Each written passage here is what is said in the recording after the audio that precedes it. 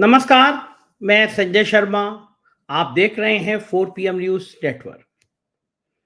Twitter पर आज सुबह से 2 लाइनें बड़ा वायरल हो रही हैं। लाइनें हैं, जब नाश मनुज पर छा जाता है, पहले विवेक मर जाता है। वो लाइनें किस संदर्भ में की जा रही हैं, आप सब दर्शक समझ गए होंगे कि जब नाश मनुज पर छाता है, पहले विवेक मर जाता है। क्या भारत में अब लोकतंत्र इस अवस्था में पहुंच गया है कि चुनाव से पहले ईडी, सीबीआई, इनकम टैक्स इनकी मदद लेकर सारे विपक्ष के नेताओं को जेल में डाल दिया जाएगा? जो चुनाव लड़ने की कोशिश करेंगे उनका खाता सीज कर दिया जाएगा। जो बोलने की कोशिश करेंगे उनके लिए एक्ट ले आया जाएगा। फैक्ट चेक के नाम से हम जैसे यूट्यूबर्स को परेशान किया जाएगा कि हमारी जबान से भी सच ना निकले। बाकी गोदी मीडिया तो साहब खरीद चुके हैं। अरविंद केजरीवाल की गिरफ्तारी करके साहिब ने एक खतरनाक चाल चल दी है। एक संकेत देने की कोशिश करी है कि या तो हमारे साथ हो वरना हमारे खिलाफ हो। बीच का कोई रास्ता भारतीय जनता पार्टी को, प्रधानमंत्री नरेंद्र मोदी को स्वीकार नहीं है। या तो हमारे साथ हो या हमारे खिलाफ हो। 100 करोड़ का घोटाला शराब नीति में। दक्षिण से उत्तर तक सब जगह भारतीय जनता पार्टी के नेता केजरीवाल ने 100 करोड़ का घोटाला कर लिया, 100 करोड़ का घोटाला कर दिया। दिन रात ये धुन बजा रहे हैं। जिस पार्टी के पास अरुण डोभाल जैसा आदमी हो, जिसके लिए दावा करते हैं कि वो चीन से लेके पाकिस्तान तक की ऐसी ऐसी कारनामे का अंजाम दे सकते हैं, पूरी दुनिया में वो जासूसी करा सकते हैं, उन महान जासूस डोभाल को वो 100 करोड़ नहीं मिले जो रिश्वत में दिए गए थे। 1000 से ज्यादा जगह पर सर्च की गई, सैकड़ों नेताओं के बयान लिए गए, दिन रात सीबीआई के सैकड़ों अफसर लगे रहे, लेकिन जैसे भूसे के अंदर सुई छुपा दी गई हो, ऐसे 100 करोड़ गायब हो गए। 100 करोड़ जानते हैं, इतने भी नहीं, कमरा भर के 100 करोड़ रुपया। 100 करोड़ का ट्रांजेक्शन होगा, जाहिर है ट्रकों में होगा, बड़ी गाड़ियों में होगा, कहीं रखे जाएंगे। और जो सरकार अपने मुख्य विपक्षी दल के 100 करोड़ नहीं ढूंढ पा रही, वो बताओ फिर वो आतंकी या कोई और चीज कैसे ढूंढ सकती है?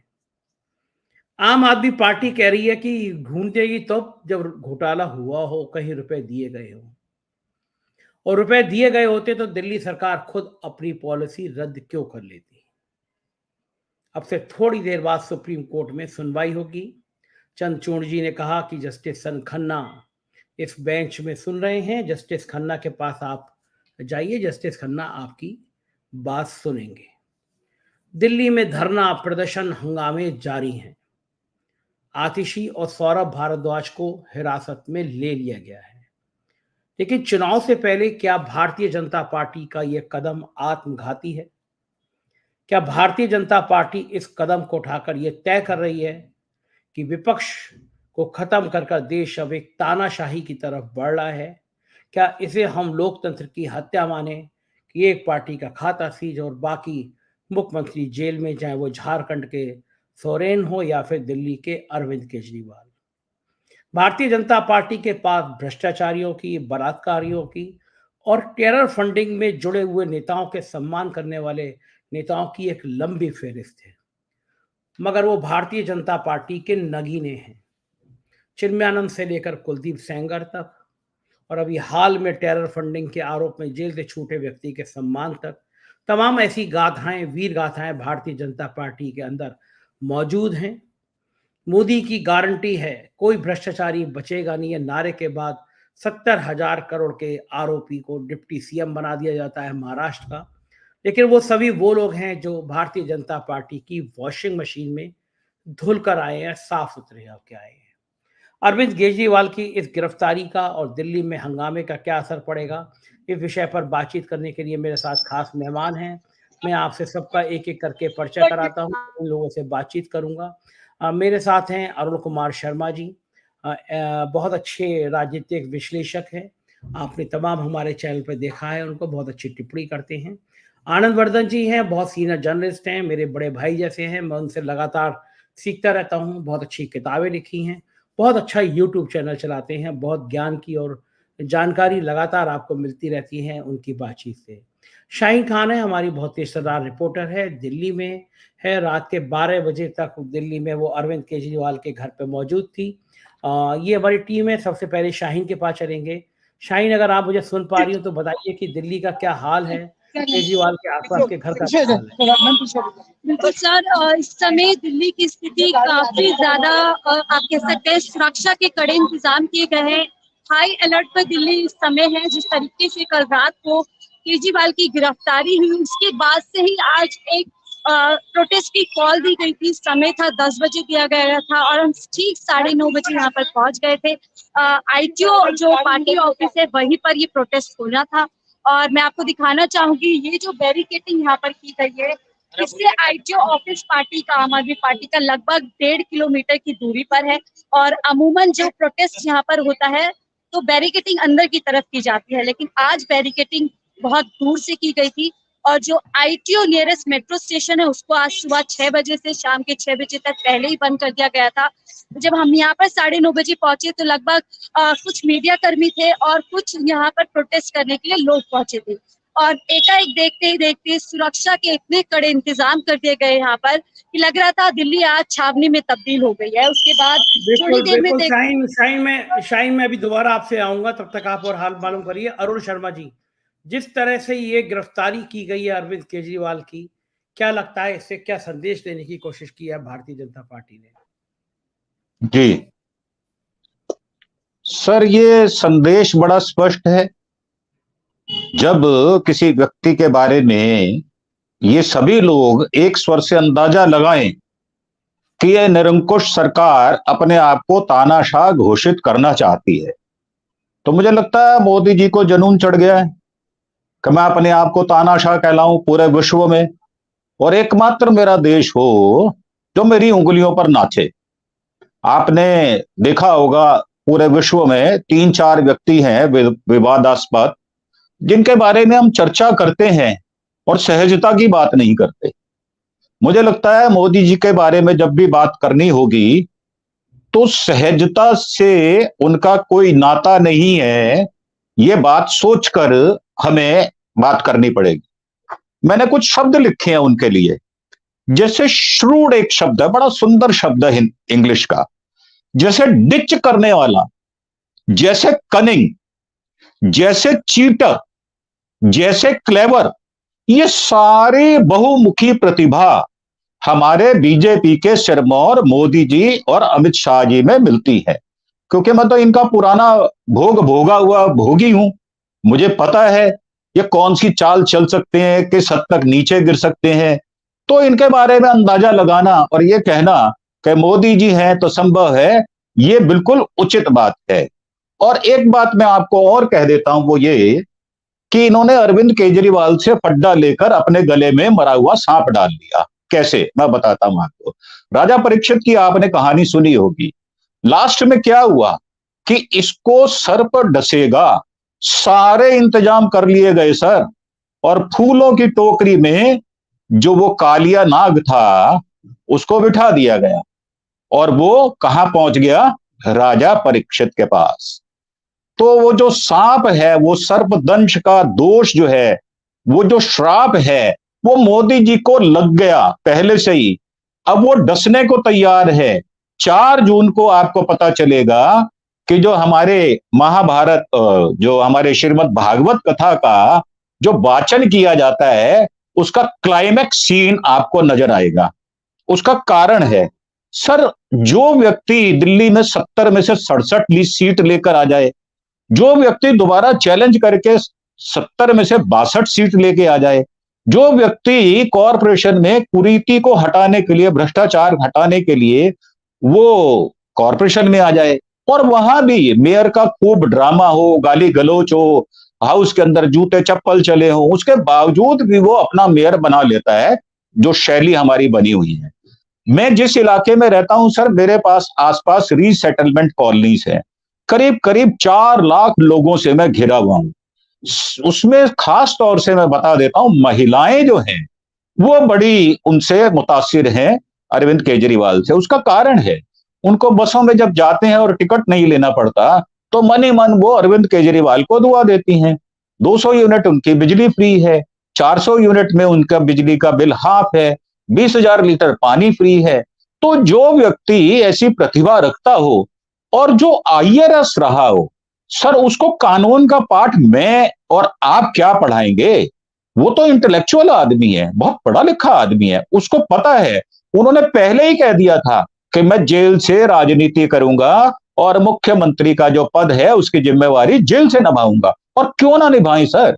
एक अदना सा दानिश अफसर जब ये कह देता है कि सर ये मैं फाइल आपके पास नहीं ला सकता, मुझे LG से परमिशन चाहिए या मुझे MHA से परमिशन चाहिए।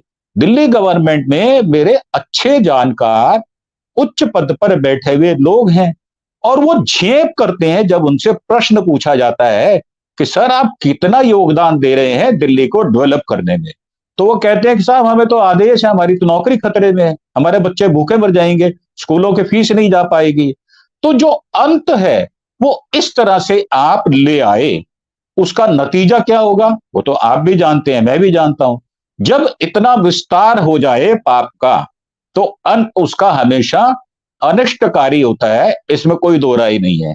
और अरविंद केजरीवाल ने जब ये कहा कि मैं आपका बच्चा हूं, आपका बेटा हूं, तभी तो उनको पंजाब की सत्ता मिली। पंजाब में वो 92 सीट्स लेकर आ जाते हैं, नेशनल पार्टी बन जाते हैं, निरंतर प्रगति कर रहे हैं वो। और इससे मोदी सरकार घबराई हुई है। और मेरा मानना यह है कि बीजेपी जो बड़का झुट्टा पार्टी है उसके ताबूत में एक बहुत मोटा सा कील अरविंद केजरीवाल ने लगा दिया। आप देखें हर आदमी की जो सिंपैथी है वो अरविंद केजरीवाल के साथ है। भले ही उन्होंने कांग्रेस को कई गाली दी हो, परंतु हमारे राहुल गांधी सबसे पहले उन्होंने फोन करके उनके बारे में कहा। अरविंद सिंह लवली सबसे पहले उनके घर पर पहुंचे। सर ये जो राजनीतिक दुश्मनी होती है ये कोई स्थायी नहीं होती और मैं तो इसको दुश्मनी मानता नहीं। आनंद सर बैठे हैं, इनसे मैं बहुत सारी चीजें सीखता हूं। ये कहते हैं कि जो राजनैतिक पैंतरेबाजी होती है उसमें विचारों में विरोध हो सकता है, परंतु निजी तौर पर हमारी कोई दुश्मनी नहीं होती। और मैं उनको बड़े ध्यान से उनकी डिबेट भी सुनता हूं, आपकी डिबेट भी सुनता हूं। सर आप भी रोष प्रकट करते हैं, क्यों? क्योंकि जो सच्चाई है उसको एक दरकिनार पे रखा गया। आखिर में एक बात और कहूंगा, वो ये कि आप देखें हमारे जैसे जो पत्रकार हैं उनको बेवकूफ बनाया जा रहा है। अभी कल सर लिस्ट हुई है, पब्लिश नंबर पब्लिश हुए हैं, हम उस पर डिस्कशन ना कर पाए, हमारा ध्यान भटकाया जा रहा है, एक नरेशन सेट किया जा रहा है। नहीं भाई आप इधर उधर मत देखो, आप अरविंद केजरीवाल की तरफ देखो, उसमें बहुत सारे सैकड़ों नाम है, मैं फंस जाऊंगा, मुझे जवाब देना मुश्किल हो जाएगा। तो आप उधर से ध्यान हटाकर एक ऐसे ध्यान की तरफ लेकर आ रहे हैं जो कि हॉट केक है। अरविंद केजरीवाल कोई चिड़िया का बच्चा तो है नहीं जिसको पिंजरे में कैद कर लोगे और वहां उसकी ईडी की कोर्ट में बंद कर दोगे। सर हजारों लोग बाहर खड़े हो जाएंगे और तीन तरफ से आपने रात को 2 बजे से बैरिकेटिंग कर रखी है। इतनी घबराहट किस बात की है सर? आचार संहिता लग चुकी और आप उन मान्यताओं को धत्ता बताकर अपनी कुत्सित राजनीति को थोपना चाहते हैं। मैं इस कुत्सित राजनीति की घोर निंदा करता हूं, पत्रकार होने के नाते भी, और निजी तौर पर मैं दिल्ली का बाशिंदा हूं, मुझे हक है दिल्ली के बारे में बात करने का। तो मैं आपके इस कृत्य की घोर निंदा करता हूं और यह कहता हूं कि आप बाज आ जाएं इन सब ओछी राजनीति से, नहीं तो इसके परिणाम भयंकर होंगे। जी बिल्कुल ठीक बात है, ये ओछी राजनीति हो ही रही है इस देश में। इस बीच में सौरभ और आतिशी को हिरासत में लिया गया है। सौरभ का बयान सुनते हैं, कर दी है आनंद जी के पास। अरविंद केजरीवाल जी के घर वालों को हाउस अरेस्ट किया हुआ है। अरविंद केजरीवाल जी की माता जी 1 दिन पहले अस्पताल से आई हैं, बेटे को अरेस्ट कर लिया, घर वालों को किसी से मिलने नहीं दिया जा रहा, शांतिपूर्ण प्रोटेस्ट रोका जा रहा है। आईटीओ पे हम जा नहीं सकते, 1 मिनट आईटीओ पे आते हुए हुआ और उठा के पुलिस वाले हमको फेंक रहे हैं। पूरी तानाशाही है, सिर्फ और सिर्फ लोकसभा चुनाव जीतने के लिए ये तानाशाही की जा रही है। लोग जहां पे भी होंगे वहां पे प्रोटेस्ट करेंगे, ये प्रोटेस्ट रुकेगा नहीं। कभी भी दमन करने से क्रांति नहीं रुकी है। जितना भी प्रधानमंत्री दमन करेंगे क्रांति और बढ़ेगी। एक एक गली में, एक एक मोहल्ले में केजरीवाल पैदा होंगे। दुनिया के अंदर number 1 trend I stand with Kejriwal चल रहा है पूरी दुनिया के अंदर। इससे बात साफ है कि लोग व्यथित हैं, लोग दुखी हैं। किस तरीके से केंद्र सरकार गुंडागर्दी करके हमको कुचलने की कोशिश कर रही है। जिस पार्टी को कहा जाता था कि सबसे छोटी पार्टी है, सुपारी जितनी छोटी पार्टी है, उस पार्टी को दमन करने के लिए, कुचलने के लिए पूरी ताकत केंद्र सरकार ने लगा दी है।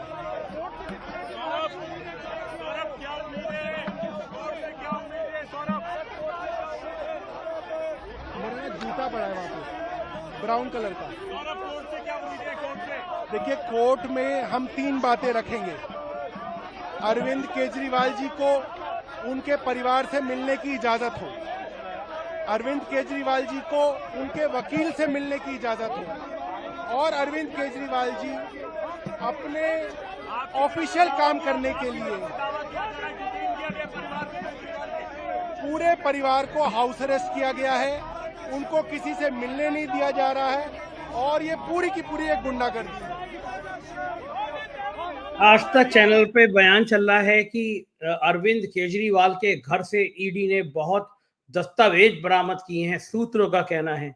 मुझे याद आया कि ऐसे ही आज तक चला रहा था, सूत्रों का कहना है कि तेजस्वी यादव का हरियाणा में हजारों करोड़ का मॉल है। वो मॉल आज तक कहाँ इनकम टैक्स और ईडी ने देखा, वो आज तक नहीं पता। ये देश के जो बड़े चैनल हैं, ये इस तरह का गुमराह करने वाला एक अभियान चला रहे हैं कि इनके घर से, अरविंद केजरीवाल के घर से दस्तावेज मिले हैं, सबूत मिले हैं। शर्मनाक है। और मैं आता हूँ आनंद जी, उससे पहले एक आतिशी का बयान और दिखा दूं, फिर आपके पास आता हूँ। आतिशी भी गिरफ्तार हुई है।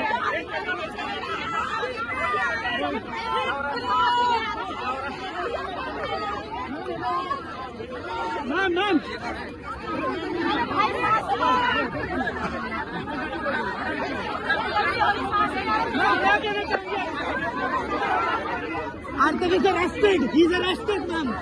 Karthik has been arrested.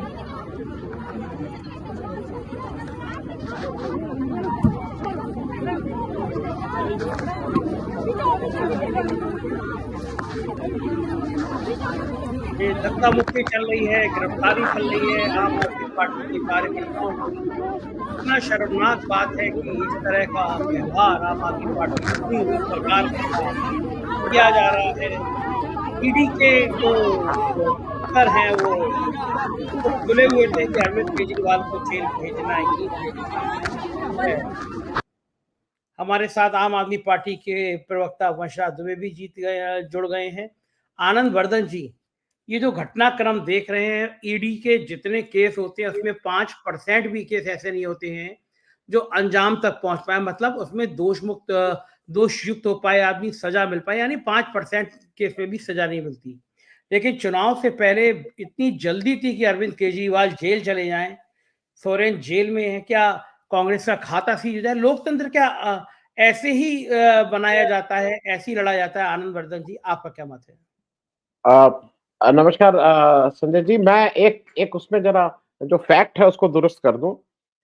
नवंबर 2023 में सदन में, ये भारत की सदन में जो फैक्ट रखे गए हैं उसके अनुसार, केंद्रीय वित्त मंत्री जो पंकज चौधरी जी हैं उनके हवाले से कह रहा हूं, टोटल जो केस पिछले 9 साल में जो लॉजिकल कंक्लूजन जिसकी आप बात कर रहे हैं वो गए हैं, वो 31 हुए हैं। 29 में सजा हुई है, 0.7% है, 5% नहीं है, 0.7%। तो ये जो ईडी कानून पे किसी और दिन चर्चा कर लेंगे, क्योंकि ईडी कानून को इन्होंने बिल्कुल एक डिक्टेटर का कानून 18 में अमेंड कर दिया है। मैं संक्षेप में इसलिए दर्शकों को बता दे रहा हूं ये बार बार बात, क्योंकि ये सुबह से शाम तक कहा जाता है कि मनीष सिसोदिया या किसी के लिए, भाई कुछ तो होगा तभी 2 साल से जेल में है, कुछ तो होगा। इस कानून की सबसे बड़ी ये जो वो है कि इसमें बेल नहीं मिलने का प्रावधान, इसमें बेल नहीं मिलेगी। और बेल जब आपका ट्रायल शुरू हो जाएगा, चार्जशीट जब ट्रायल शुरू हो जाएगा, तब आपको ये प्रूव करना है कि मैं इसमें दोषी नहीं हूं। ये जो जिसके ऊपर मुकदमा चल रहा है, ये ओनस इज ऑन उस व्यक्ति के ऊपर, और ये ट्रायल नहीं शुरू होने दे रहे हैं। ये बार-बार सप्लीमेंट्री चार्ज, मैं 1 मिनट और लेके संजय जी इसको कंप्लीट कर दूं। किसी भी क्रिमिनल केस में जब गिरफ्तारी होती है उसके 90 दिन के अंदर आपको चार्जशीट फाइल कर देनी होती है और फिर ट्रायल शुरू हो जाता है। ये अकेला एक इन्होंने ऐसा लॉ बना रखा है जहां पे ये ट्रायल ही नहीं शुरू होने देना है, ट्रायल से पहले बेल मिलने का प्रावधान ही नहीं है।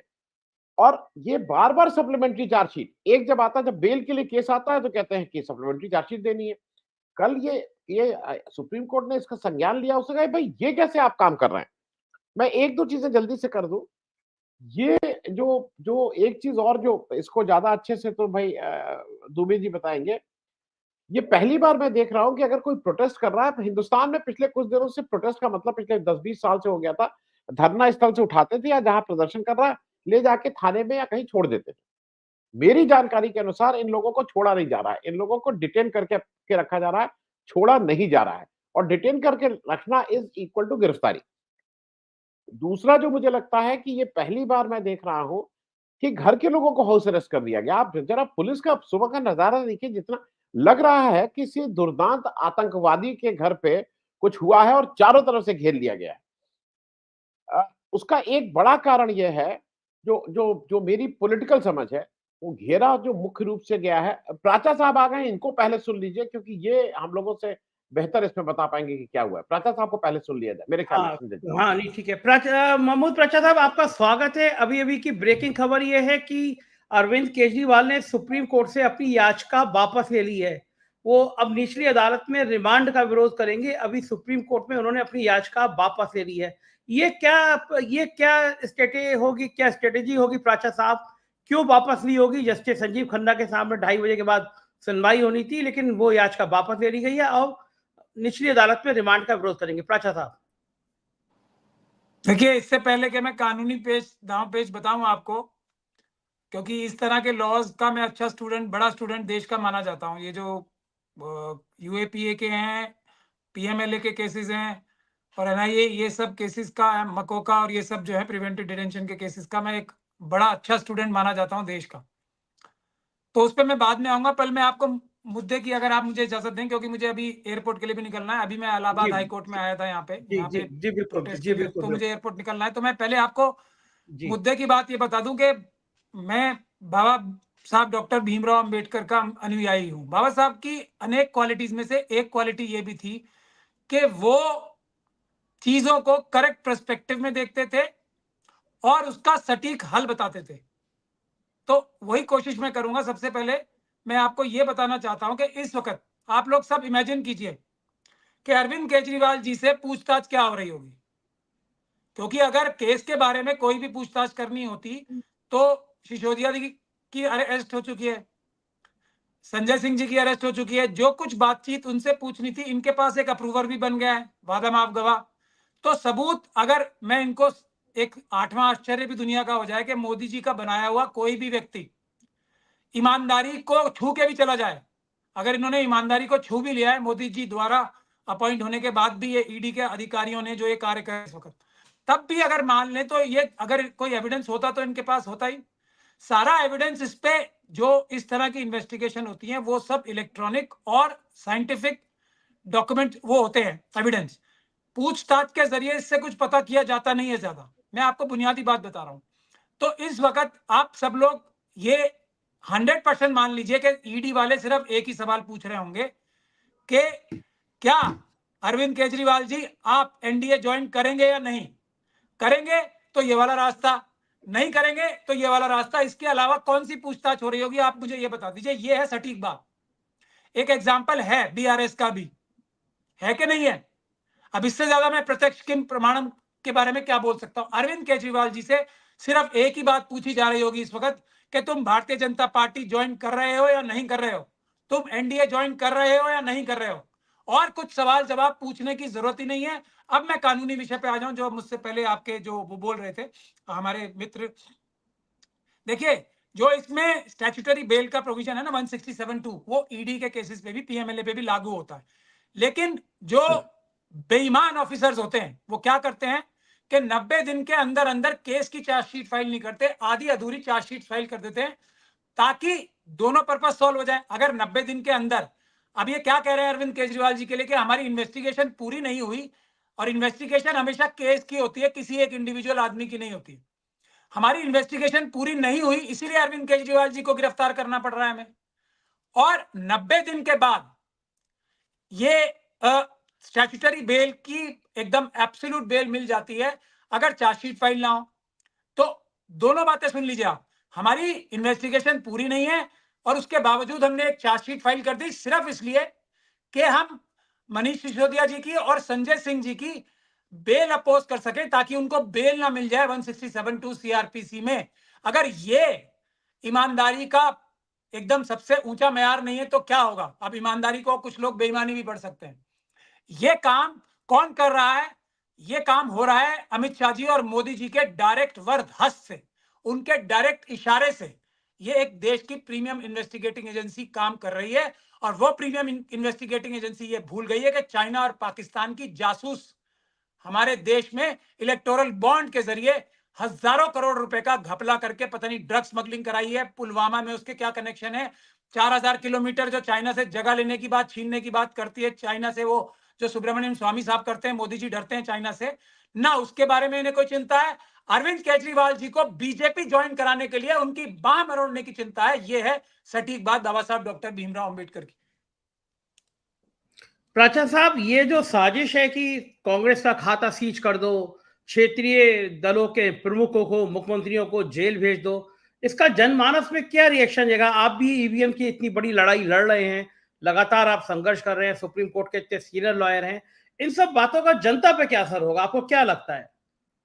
ये सब जुर्रत, ये सब बेईमानी करने की, भारत के संविधान की धज्जियां उड़ाने की, बल्कि एक तरीके से उसको नष्ट करने की हिम्मत मोदी जी, अमित शाह जी और आरएसएस में, इसलिए बीजेपी में इसलिए आ रही है कि उन्हें पता है उन्हें जनता की नाराजगी और खुशी से कोई लेना देना ही नहीं है। उनको जीतना सिर्फ और सिर्फ ईवीएम से है। इसीलिए मैं बार बार सभी पॉलिटिकल पार्टीज को अब भी बोल रहा हूं कि मेहरबानी करके छोटे छोटे लालच में आके इलेक्शन लड़ना मेरे ख्याल से इस वक्त उचित नहीं है। हमारे भी कई साथी, हमारे एक आंदोलन को धक्का भी लगा है अभी हमारे एक दो साथियों की वजह से, लेकिन हम फिर रिग्रुप होके दोबारा इसको बड़े लेवल पे उठा रहे हैं। क्योंकि समझ लीजिए, एक भी ममता बनर्जी जी सेफ नहीं है, मायावती जी सेफ नहीं है, अखिलेश जी तो बिल्कुल सेफ नहीं है, राहुल गांधी जी सेफ नहीं है, शरद पवार जी सेफ नहीं है। ये कोई कानून थोड़ी इस्तेमाल कर रहे हैं, किसी को भी किसी तरीके से भी तंग कर सकते हैं। तो हमें सबको मिलके सड़क पे आके ईवीएम की मुखालफत करनी चाहिए और इन एनफोर्समेंट एजेंसीज की। और अब तो ये दुनिया को दिखाने के लिए तो इलेक्शन कमीशन से पूछ के काम कर रहे हैं ना, तो आप ये पूछ लीजिए इनसे कि इलेक्शन कमीशन बोल रहा है कि भारतीय जनता पार्टी ज्वाइन कराओ अरविंद केजरीवाल जी को, बीआरएस पे दबाव डाल के उनको एनडीए का पार्टनर बनाओ। ये क्या इलेक्शन कमीशन ये काम कर रहा है? हो सकता है कर भी रहा हो, आजकल तो कोई भरोसा नहीं है। तो ये एक बात है कि हमें सबको सब चीजें पीछे रख के ईवीएम पे बड़ा हमला करना होगा। और ईवीएम अगर रुक जाती है, और आज भी मेरे पास प्लान है और हमारे मुट्ठी भर साथी जो अब भी लड़ रहे हैं उनके पास पूरा प्लान है ईवीएम को रोकने का। अगर ईवीएम को रोकने में हम कामयाब हो जाते हैं सब मिलकर, और बेशक हम 100% कामयाब होंगे, तो अगले दिन मोदी जी का चाल चरित्र और चेहरा अमित शाह जी समेत चेंज हो जाएगा। ये एकदम जो भारत देश की जनता के नौकर है ना, नौकर के रूप में आ जाएंगे। जो तानाशाह बन रहा है उस रूप से चले जाएंगे। एक और बात मैं आपके सामने रखना चाहता हूं, आपके दर्शकों के सामने, क्या, और आप भी एक सीनियर जर्नलिस्ट हैं और आपके सीनियर पैनलिस्ट यहां बैठे हुए हैं, जो एनएसजी कमांडो है, ब्लैक कैट कमांडोस, वो अपने प्रोटेक्टी को, मैं बहुत सीरियस बात बता रहा हूं, ये हो रहा है इस देश में, क्या वो किसी भी हालत में किसी भी कीमत पे, ईडी वाला हो या लोकल पुलिस वाला हो, उसके हवाले कर सकते हैं। उसकी कस्टडी, सुरक्षा जो होती है ना वीआईपी की, प्रोटेक्टेड पर्सन की, वो सर्वप्रिय होती है, सबसे ऊपर वो होती है। कोई इन्वेस्टिगेटिंग एजेंसी क्या एनएसजी की सुरक्षा के बगैर इनसे इन्वेस्टिगेशन कर सकती है? आप, जबकि मेरी आवाज आ रही है ना? जी आ रही है, बिल्कुल बिल्कुल आ रही है। जबकि ईडी अमित शाह जी और मोदी के कहने पे इनके ऊपर नाजायज दबाव बना रही है, ऐसा दुनिया भर इल्जाम लगा रही है।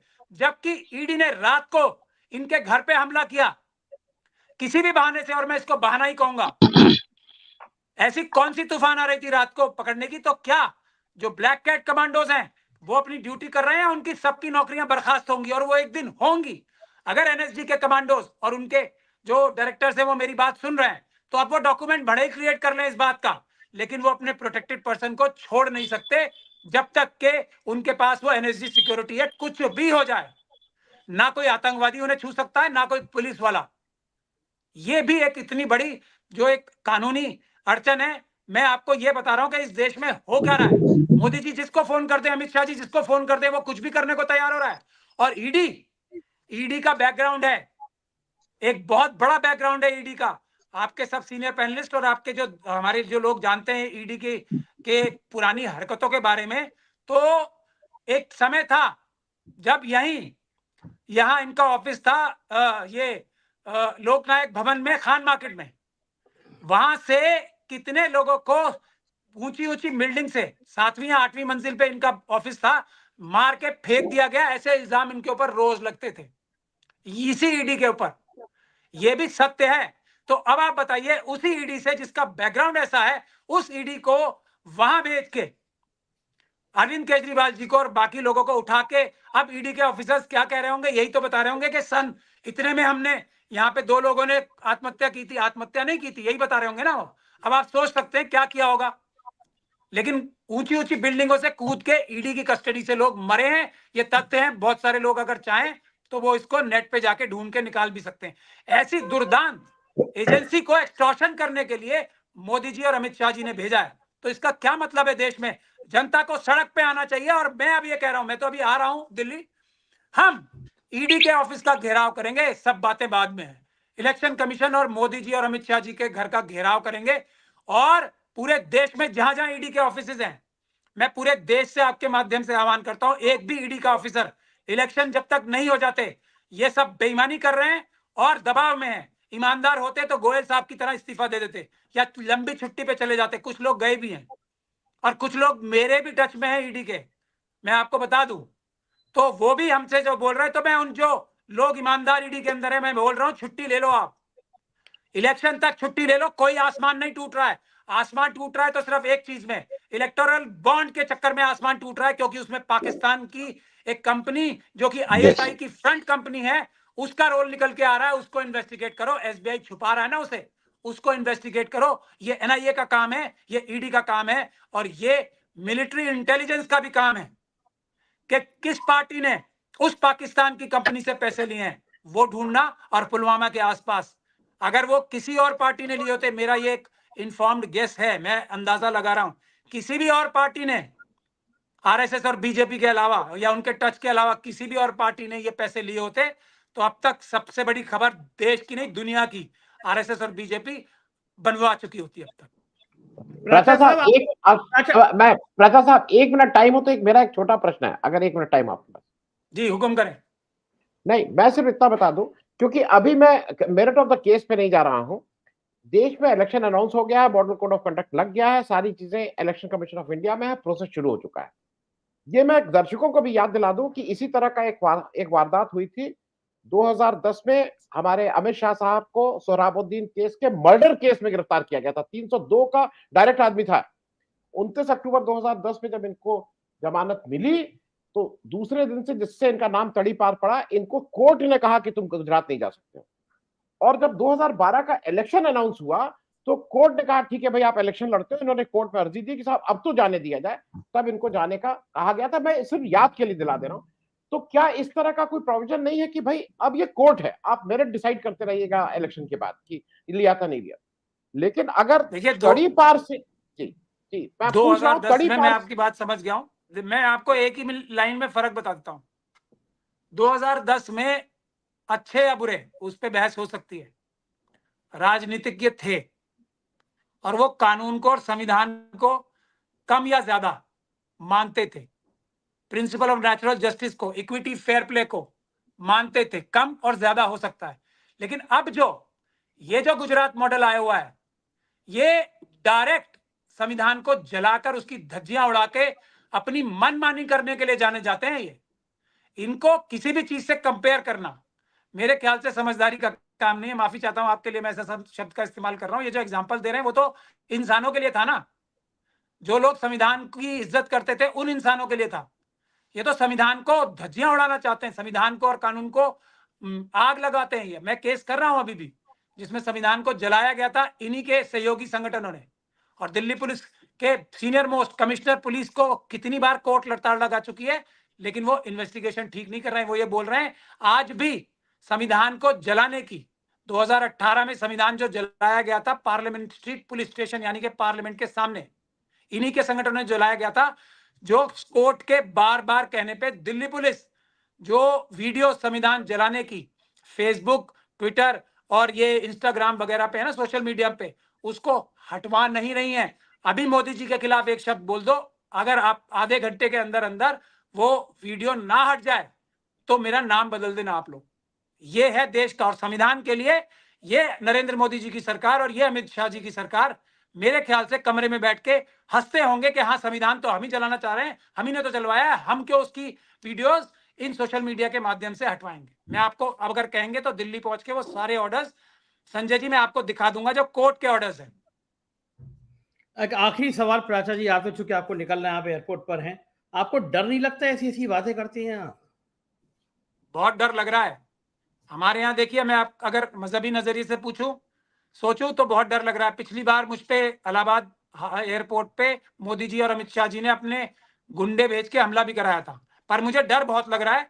मुझे डर उस दिन से लग रहा है जो हमारे यहाँ मुस्लिम समाज में या इस्लाम में माना जाता है ना कि आप ऊपर जाओगे तो आपके अच्छे और बुरे कामों का हिसाब होगा, और मजलूमों के और इंसाफ के साथ जो मुसलमान नहीं खड़ा रहता उसकी दुर्गति बहुत होती है ऊपर, ऐसा हमारे धर्म में बोला जाता है। तो मुझे इतना ज्यादा डर लगता है कि मैं अगर जो मेरी ताकत ऊपर वाले ने मुझे दी है उसका इस्तेमाल इंसाफ और बराबरी के लिए, मजलूमों की हिफाजत के लिए नहीं खर्च करूंगा तो किस मुंह से अपने उस रब को देखूंगा, उसको फेस कैसे करूंगा। ये हमारा ये तो धार्मिक बात हो गई।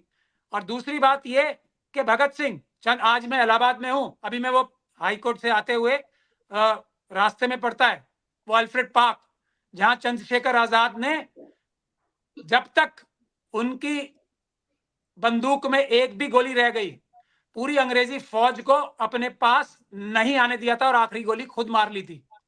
तो वो शहीद भी तो ऊपर मिलेंगे, मुझे भगत सिंह जी मिलेंगे, ये मिलेंगे, चंद्रशेखर आजाद साहब मिलेंगे। हमसे क्या पूछेंगे, तुम हमारे लिए झूठ बोलते थे मोदी जी की तरह, जैसे उन्होंने नकली फोटो लगा रखे हैं, तुमने भी नकली बातें करते हो, हमारी बातें तो करते हो। और हमारे पद चिन्हों पे अशफाक उल्लाह खान साहब को क्या जवाब दूंगा मैं, टीपू सुल्तान को क्या जवाब दूंगा, बहादुर शाह जफर साहब को क्या जवाब दूंगा, बताइए मुझे आप। तो मुझे इन दोनों चीजों से डर लगता है। बाबा साहब को क्या जवाब देंगे हम ऊपर जाके कि इतनी मुश्किल से लड़ाई करके सब चीजों से लड़के मैंने ये संविधान बनाया था और तुम लोग उसको जलवा रहे हो, तुम कुछ नहीं कर पाए, हमारा झूठे अनुयायी हो मेरे, झूठे मानने वाले हो मेरे। हम इसलिए डर लगता है हमें इन सब लोगों से, भगत सिंह जी साहब से बहुत डर लगता है, बाबा साहब से भी डर लगता है, और अपने धार्मिक वजह से भी डर बहुत लगता है। इसीलिए मर जाएंगे, कदम पीछे नहीं हटाएंगे, और मर गए मारने वाले, हम इन सब लोगों को जेल भिजवाएंगे। आप लोग भी यहीं, हम भी हैं, देखेंगे। बहुत अच्छी बात, बहुत अच्छी बात आपकी, और बात सही है, हर व्यक्ति को अपने सिद्धांत का पालन करना पड़ेगा। शाहीन, आप मुझे सुन पा रही हैं? शाहीन, मैं सॉरी, आप इतनी देर से धूप में खड़ी हैं और मैं समझ सकता हूं दिल्ली का तापमान। मुझे इजाजत है जी महमूद भाई, एक प्रश्न आपसे पूछना था कि वो ये कि आप कहते हैं कि उनको भारतीय जनता पार्टी ज्वाइन करने का ऑफर मिला, तो मैं आपसे ये पूछना चाहता हूं, आपको ऑफर अगर नहीं मिला तो आपकी मेहनत में कोई कमी है, और अगर आपको ऑफर मिला है तो मेरी अग्रिम बधाई है आपको। चलो कुछ केस होते हैं, इसका एक ही लाइन में बता दूं मैं, गॉन केस जिस पे एफर्ट भी नहीं करा जाता। मुझे तो पागल घोषित कर रखा ना, मेरा इलाज गोली है, अमित शाह जी ने तय कर रखी है। मेरे ऑफिस के ऊपर 200 कमांडोज ने 2020 में 24 और 25 दिसंबर को एक तरीके से हमला किया था। आर्म्ड कमांडोज ने, स्पेशल सेल दिल्ली पुलिस के 200 15-16 घंटे तक, उसके बाद 2 बार और अटैक हो चुके हैं, मतलब यही पुलिस के लोगों ने किए थे, 2 रेड्स और हो चुकी है मेरे ऑफिस में। लेकिन मैं गॉन केस हूं उनके लिए, मैं अनक्योरेबल डिजीज हूं उनके लिए, और वो मेरे लिए। तो हम दोनों का आपस में वार्तालाप नहीं हो सकता, आरएसएस और मेरे बीच में हमारी म्यूचुअल रिस्पेक्ट है कि हम एक दूसरे के अलग अलग दायरे में, हमारा ओवरलैपिंग भी नहीं है। हाँ, आजकल कुछ आरएसएस के लोग मुझे कांटेक्ट करने लगे, वो भी ये कह के कि आप देश बचाओ, आप देश बचाओ, हमें डर लगता है मोदी जी से। दिल्ली में एक बयान आ रहा है, पाशा साहब एक मिनट को रोकूंगा, दिल्ली में बयान आ रहा है, शाहीन के पास, शाहीन बात कर रही है कुछ। शाहीन, क्या क्या सीन चल रहा है दिल्ली में? आप वहां मौजूद हैं, सुन पा रही हैं शाहीन, क्या सीन है? बिल्कुल सर, मैं सुन पा रही हूँ। लगभग 3 घंटे का समय हो गया है। 10 बजे कॉल दी गई थी, लेकिन उसके बावजूद यहाँ पर जो सुरक्षा के इंतजाम किए गए थे, काफी संख्या में प्रदर्शनकारी यहाँ पर पहुंचे। केजरीवाल के समर्थक यहाँ पर पहुंचे। खुद आम आदमी पार्टी के जो मंत्री है, केंद्र सरकार के जो मंत्री है, चाहे आतिशी हो या सौरभ भारद्वाज, तमाम क्या चल रहा है? देखिए, मीडिया को भी यहाँ पर जो है एक तरीके से उनका काम नहीं करने दिया जा रहा है। 3 घंटे का समय जैसे मैंने बताया, उसके बावजूद लगातार यहाँ पर आम आदमी पार्टी के समर्थक पहुंच रहे, हमारे बातें करें, लेकिन सुरक्षा के इंतजाम यहाँ पर देखने वाले हैं तमाम। लगता है आज देश की सारी सिक्योरिटी, सारी फोर्सेस यहीं पर उतार दी गई है। जिस तरीके से महिलाएं और जो मंत्री थे, उनको एक एक करके जो है आगे भी लोग दूर दूर से पहुंचे हैं। आज दिल्ली के अंदर ट्रैफिक काफी हद तक जो है उसके चलते हुए काफी लोग पहुंचे हैं। और जो पूरा IT का मेट्रो स्टेशन है, उसको बंद करके रखा हुआ है। उसके बावजूद यहाँ पर लोगों का आना लगातार बढ़ा हुआ है। हमने देखा जिस समय आतिशी को डिटेन किया गया, हमने वो भी तस्वीर कवर की थी अपने कैमरे में। आतिशी ने उन्हें से ठीक कहने कहा था कि लोग की हत्या है। और बात और मैं बता दूं आपको, ये जो मेन एरिया है IT और पूरा इसको चौराहा बोलते हैं, चारों तरफ से ये काफी बिजी रास्ता है और 10 बज जाती है, ये रास्ता जुड़ता है। लेकिन जो कार्यकर्ता थे, समर्थक थे, अंदर की तरफ से जहाँ पर बैरिकेडिंग की गई थी, काफी मोटी मोटी बैरिकेडिंग, आमतौर पर एक ही तरह लेकिन आज ठीक है, ठीक है शाहीन, ठीक है, आप नजर बनाए रखिए और आप जाइए, थोड़ी रिपोर्टिंग कर लीजिए, देख लीजिए, फिर हम बाद में आपको और अभी और शुक्रिया शाहीन। वंशराज जी, मैं अभी दोबारा आनंद वर्धन जी के पास जाऊंगा, लेकिन आप आम आदमी पार्टी के प्रवक्ता हैं, क्या लग रहा है पार्टी का क्या हाल होगा? अरविंद केजरीवाल कितने लंबे समय तक जेल में रहेंगे? आपकी आवाज साफ नहीं आ रही है वंशराज जी, आपकी आवाज साफ नहीं है। बहुत हल्की आवाज आ रही है मुझे, आप दोबारा जोड़िए, क्योंकि आपकी आवाज बिल्कुल नहीं आ रही है, सुनने में नहीं आ रही है वंशराज जी। आप एक बार क्लिक करके और फिर दोबारा जुड़ जाइएगा, क्योंकि अभी आवाज साफ नहीं आ रही। आनंद वर्धन जी, इस समय बात आपसे अधूरी रह गई थी। दुबे साहब, अगर आप दूसरा इंस्ट्रूमेंट ऑन किए हो तो उसको बंद कर दीजिए। एक ही इंस्ट्रूमेंट से करेंगे तब वो होगा। इको आ रहा है आपका बहुत ज्यादा। हाँ, दोबारा ट्राई कर रहे हैं। उस समय बात अधूरी रह गई थी आनंद जी। जी। इन राजनीतिक चालों से भारतीय जनता पार्टी को क्या हासिल होने वाला है? नहीं, मुझे देखिए, अगर सिर्फ हम लोग सिर्फ इसको ठेठ पॉलिटिकल नफा नुकसान के हिसाब से देखें, तो मुझे तो ये भारतीय जनता पार्टी के लिए नुकसान का सौदा दिख रहा है, क्योंकि अरविंद केजरीवाल इन जेल इनको ज्यादा नुकसान पहुंचाएंगे बनिस्बत अरविंद केजरीवाल बाहर जेल के। उसका बहुत जल्दी मैं एक दो चीजें बता दूं। एक उसका बड़ा कारण यह है कि आप कल रात का देख लीजिए, जैसा अरुण जी ने कहा, कांग्रेस भाई दिल्ली में इनका जो सबसे वोकल, इन्होंने कांग्रेस को हटा के सत्ता में आए थे और सबसे वोकल ओपोनेंट इनके कांग्रेस वाले थे। कांग्रेस के जो दो सबसे वोकल थे, अरविंदर सिंह लवली और संदीप दीक्षित जी, ये इनके घर गए थे। तो जब आपत्ति आई, ठीक है, लड़ाई बड़ी है, हो सकता है कि जब ये एक बार इन लोग यहाँ से बीजेपी चली जाए तो आपको देखेगा कि कांग्रेस और आम आदमी पार्टी आमने सामने है। लेकिन आज जब आपकी लड़ाई एक ऐसे तानाशाह के खिलाफ है जिसमें सबको ये डर है कि इस देश का संविधान, इस देश का लोकतंत्र बचेगा कि नहीं बचेगा, तो ये छोटी बातों को पीछे करने का काम है और ये एक बाइंडिंग इफेक्ट अपने आप हो जा रहा है। मुझे बार बार ये लगता है ना कि लोग कह रहे थे इंडिया गठबंधन में कुछ नहीं हो रहा है, कुछ, ये तो बीजेपी ही करवाती जा रही है।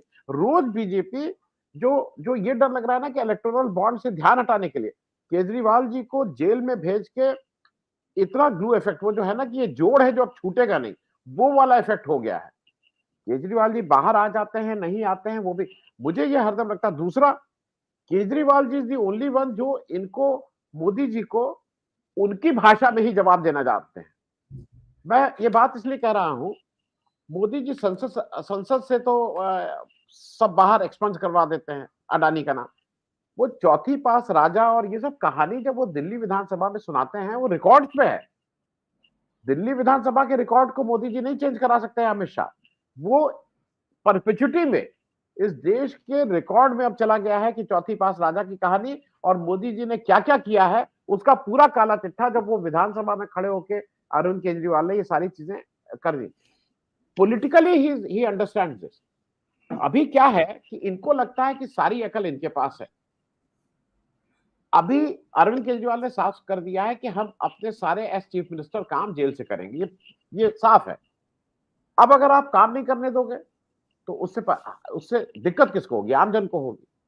आप अगर यहाँ पे प्रेसिडेंट रूल लगाओगे तो आपको क्या लगता है कि प्रेसिडेंट रूल लगाने से दिल्ली में वापस बीजेपी की सरकार आ जाएगी? अरे जो 7-8 एमएलए हैं वो भी नहीं बचेंगे। मैं एमएलए की बात कर रहा हूं, एमपी तो अभी छोड़ ही दीजिए। दूसरा मुझे लगता है कि अगर सिर्फ पॉलिटिकल बात हम और आप कर रहे हैं, पॉलिटिकल उससे अब दिल्ली की 7 सीट पे एडवांटेज इंडिया गठबंधन है। मैं ये नहीं कह रहा हूं कि जीत जाएंगे, एडवांटेज इंडिया गठबंधन है। अब बीजेपी को अपनी सीट डिफेंड करनी पड़ेगी। इंडिया गठबंधन को ये नहीं कि इंडिया गठबंधन आज की तारीख में एडवांटेजियस पोजीशन में है, और अगर वो ठीक से लड़ता है तो शायद पहली बार ऐसा हो जाए कि 7-0 था वो 0-7 में भी कन्वर्ट हो सकता है। मैं सिर्फ पॉलिटिकल एनालिसिस की आपने बात कही थी। जहां तक रही इसकी बात, ये बिल्कुल फ्रेम्ड केस है। आप किसी व्यक्ति से कहीं पे भी डिबेट कर लीजिए, आप एक ऐसा कानून ले आइए जिसका ना सिर ना पैर, उस कानून में बेल मिलने का प्रावधान ही नहीं है। उस कानून ये ऐसा है संजय जी, ये अकेला कानून है 2018 में जो अमेंड किया गया कि जब ईडी के सामने जो आपका बयान है वो एडमिसिबल होता है। अगर आपको मतलब ये तो बेसिक कानून होता है कि अगर पुलिस आपसे मारपीट करके कुछ आपसे बयान लिखवा ले और किसी भी कोर्ट में, उसको एडमिसिबल नहीं होता है। यहाँ पे ईडी के यहाँ अगर उन्होंने आपसे कोई बयान दर्ज करवा लिया तो वो कोर्ट में उसको माना जाता है।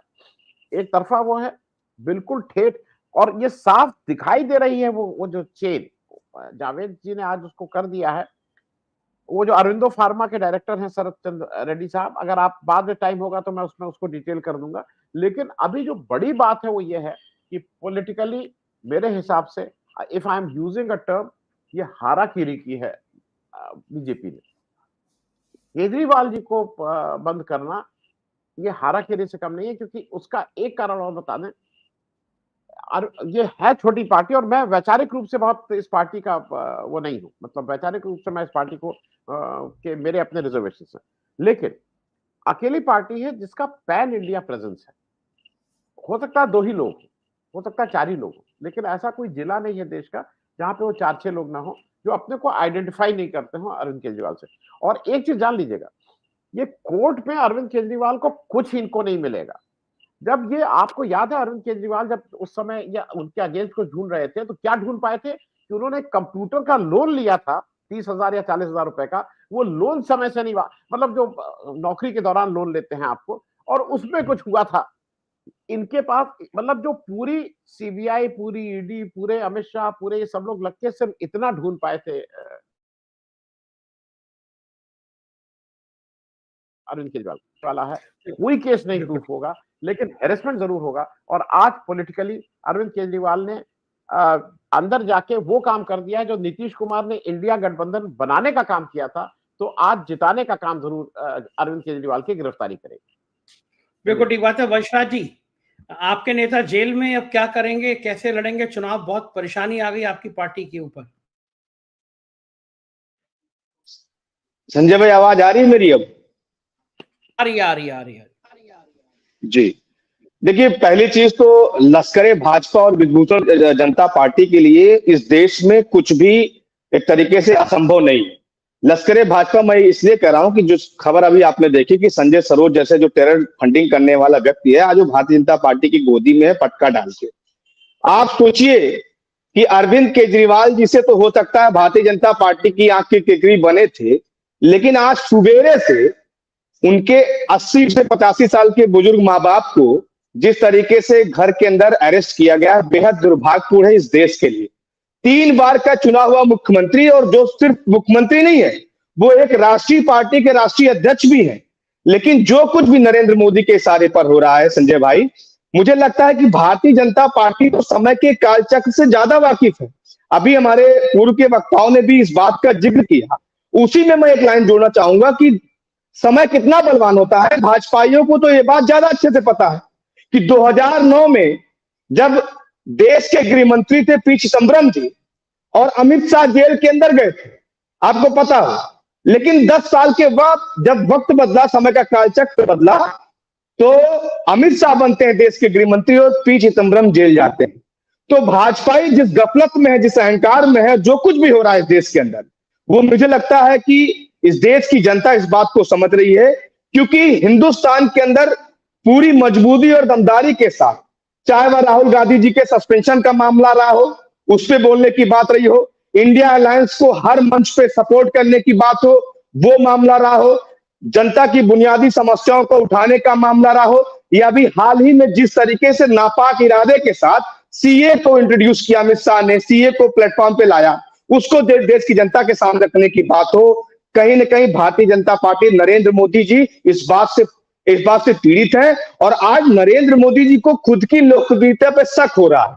उनको इस बात का शक हो रहा है कि क्या वो दोबारा सत्ता में पहुंच पाएंगे या नहीं पहुंच पाएंगे, इसलिए सारी एजेंसियां सब कुछ उन्होंने छोड़ रखा है। हाई कोर्ट ने जब स्पष्ट रूप से कहा कि जो मामला आप बता रहे हैं, यानी ईडी को कहा आप उस मामले में 22 तारीख तक जवाब दाखिल करिए कि आखिरकार अरविंद केजरीवाल जी को जो आप बार बार सम्मन कर रहे हैं उसमें इंटरिम रिलीफ क्यों ना दे दी जाए। आप सोचिए, रातों रात किस तरीके से घबराए हुए हैं हमारे देश के प्रधानमंत्री नरेंद्र मोदी जी, किस तरीके से बौखलाए हुए हैं कि उनको नींद नहीं आ रही। 18 घंटे नहीं, मुझे लगता है 22 इस समय घंटे काम कर रहे हैं ईडी और सीबीआई को छोड़ के, कि किस तरीके से इंडिया के अलायंस को खत्म करो, अरविंद केजरीवाल जी को गिरफ्तार करो। और अभी जो आदरणीय वकील साहब ने बताया, महमूद भाई साहब ने, कि कहीं ना कहीं आज जो दिन भर पूछताछ चल रही होगी, रात भर से सिर्फ यही पूछताछ चल रही होगी कि अरविंद केजरीवाल तुम एनडीए में शामिल हो जाओ, तुम भी बाहर आ जाओगे, संजय सिंह जी भी बाहर आ जाएंगे, मनीष सिसोदिया भी बाहर आ जाएंगे। संजय भाई, सबसे दुखद बात जानते हैं क्या है? सबसे दुखद बात यह है कि आज पूरा केस जो है सरकारी गवाहों के बयान पे चल रहा, यानी इस पूरे केस का जो पहला जिसको पहले आरोपी बनाया था, ईडी ने जिसको गिरफ्तार किया था, चंद्रा रेड्डी को, उसने पता हो आपको क्या किया? उसने 45 करोड़ रुपए का इलेक्ट्रल बॉन्ड खरीदा और भारतीय जनता पार्टी को डोनेट किया और सरकारी गवाह बन गया। आज उस आरोपी के बयान पे इस तमाम तरीके की कवायद चल रही है, किस तरीके से अरविंद केजरीवाल को, आम आदमी पार्टी को खत्म किया जाए। देश की जनता इस बात को देख रही है। आज पूरे देश में हमारे सारे नेताओं के घर पे छापेमारी चल रही है, उनको गिरफ्तार किया जा रहा है। मैं इस समय लखनऊ में हूं, अभी हमारा 1:30 बजे प्रोटेस्ट है परिवर्तन चौक पे, हम लोग वहां भी पहुंच रहे हैं। उत्तर प्रदेश के हर जिले में नरेंद्र मोदी के इशारे पर सारे नेताओं को गिरफ्तार किया जा रहा है। लेकिन मुझे लगता है कि अल्टीमेटली जनता तय करती है। नरेंद्र मोदी जी, आप मालिक नहीं, आप मालिक नहीं इस देश के, देश की जनता मालिक की। देश की जनता जिसको चाहेगी वो आदमी अर्श पे होगा, देश की जनता जिसको चाहेगी वो आदमी फर्श पे होगा। और अरविंद केजरीवाल जी तो बार बार ये बात कहते हैं कि हम लोग क्या थे, हम लोग तो कुछ भी नहीं थे, हमारी तो औकात दिल्ली के अंदर सभासद बनने की नहीं थी। लेकिन दिल्ली की जनता ने हमको जो है दिल्ली का मुख्यमंत्री बना दिया। तो आप उस व्यक्ति से लड़ रहे हैं जो किस मिट्टी का बना हुआ है, ये आपको आभास नहीं है। अरविंद केजरीवाल जी को आप झुका नहीं पाएंगे।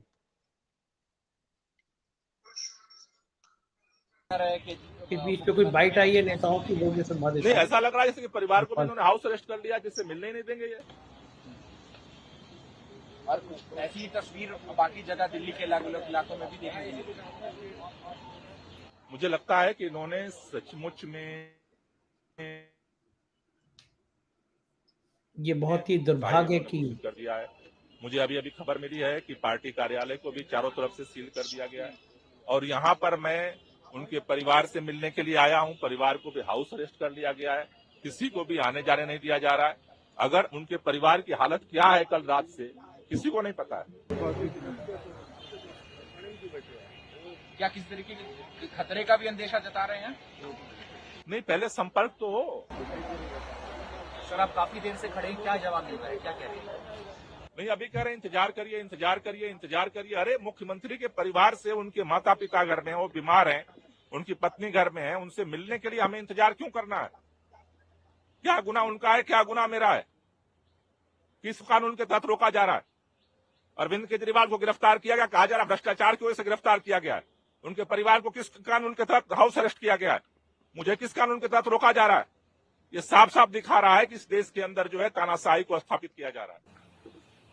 क्या करेंगे सर, कैसे अंदर जाएंगे?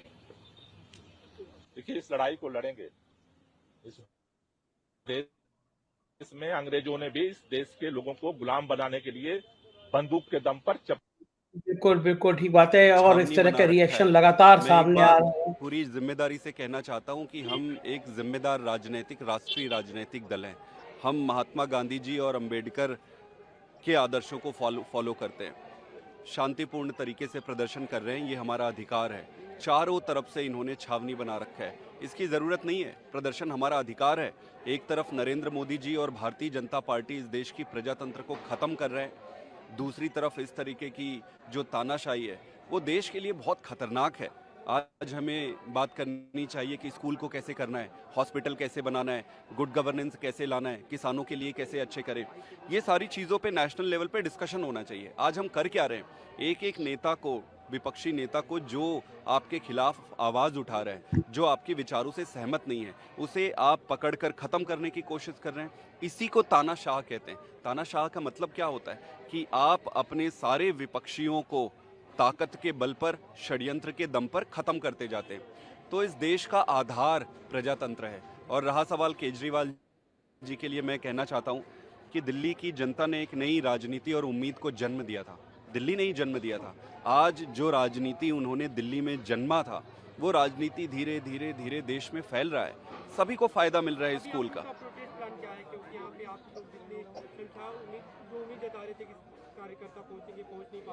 कार्यकर्ता पहुंच नहीं पा रहे हैं क्योंकि उनको हाउस अरेस्ट किया जा रहा है। एमएलएस के घर पे कल रात से।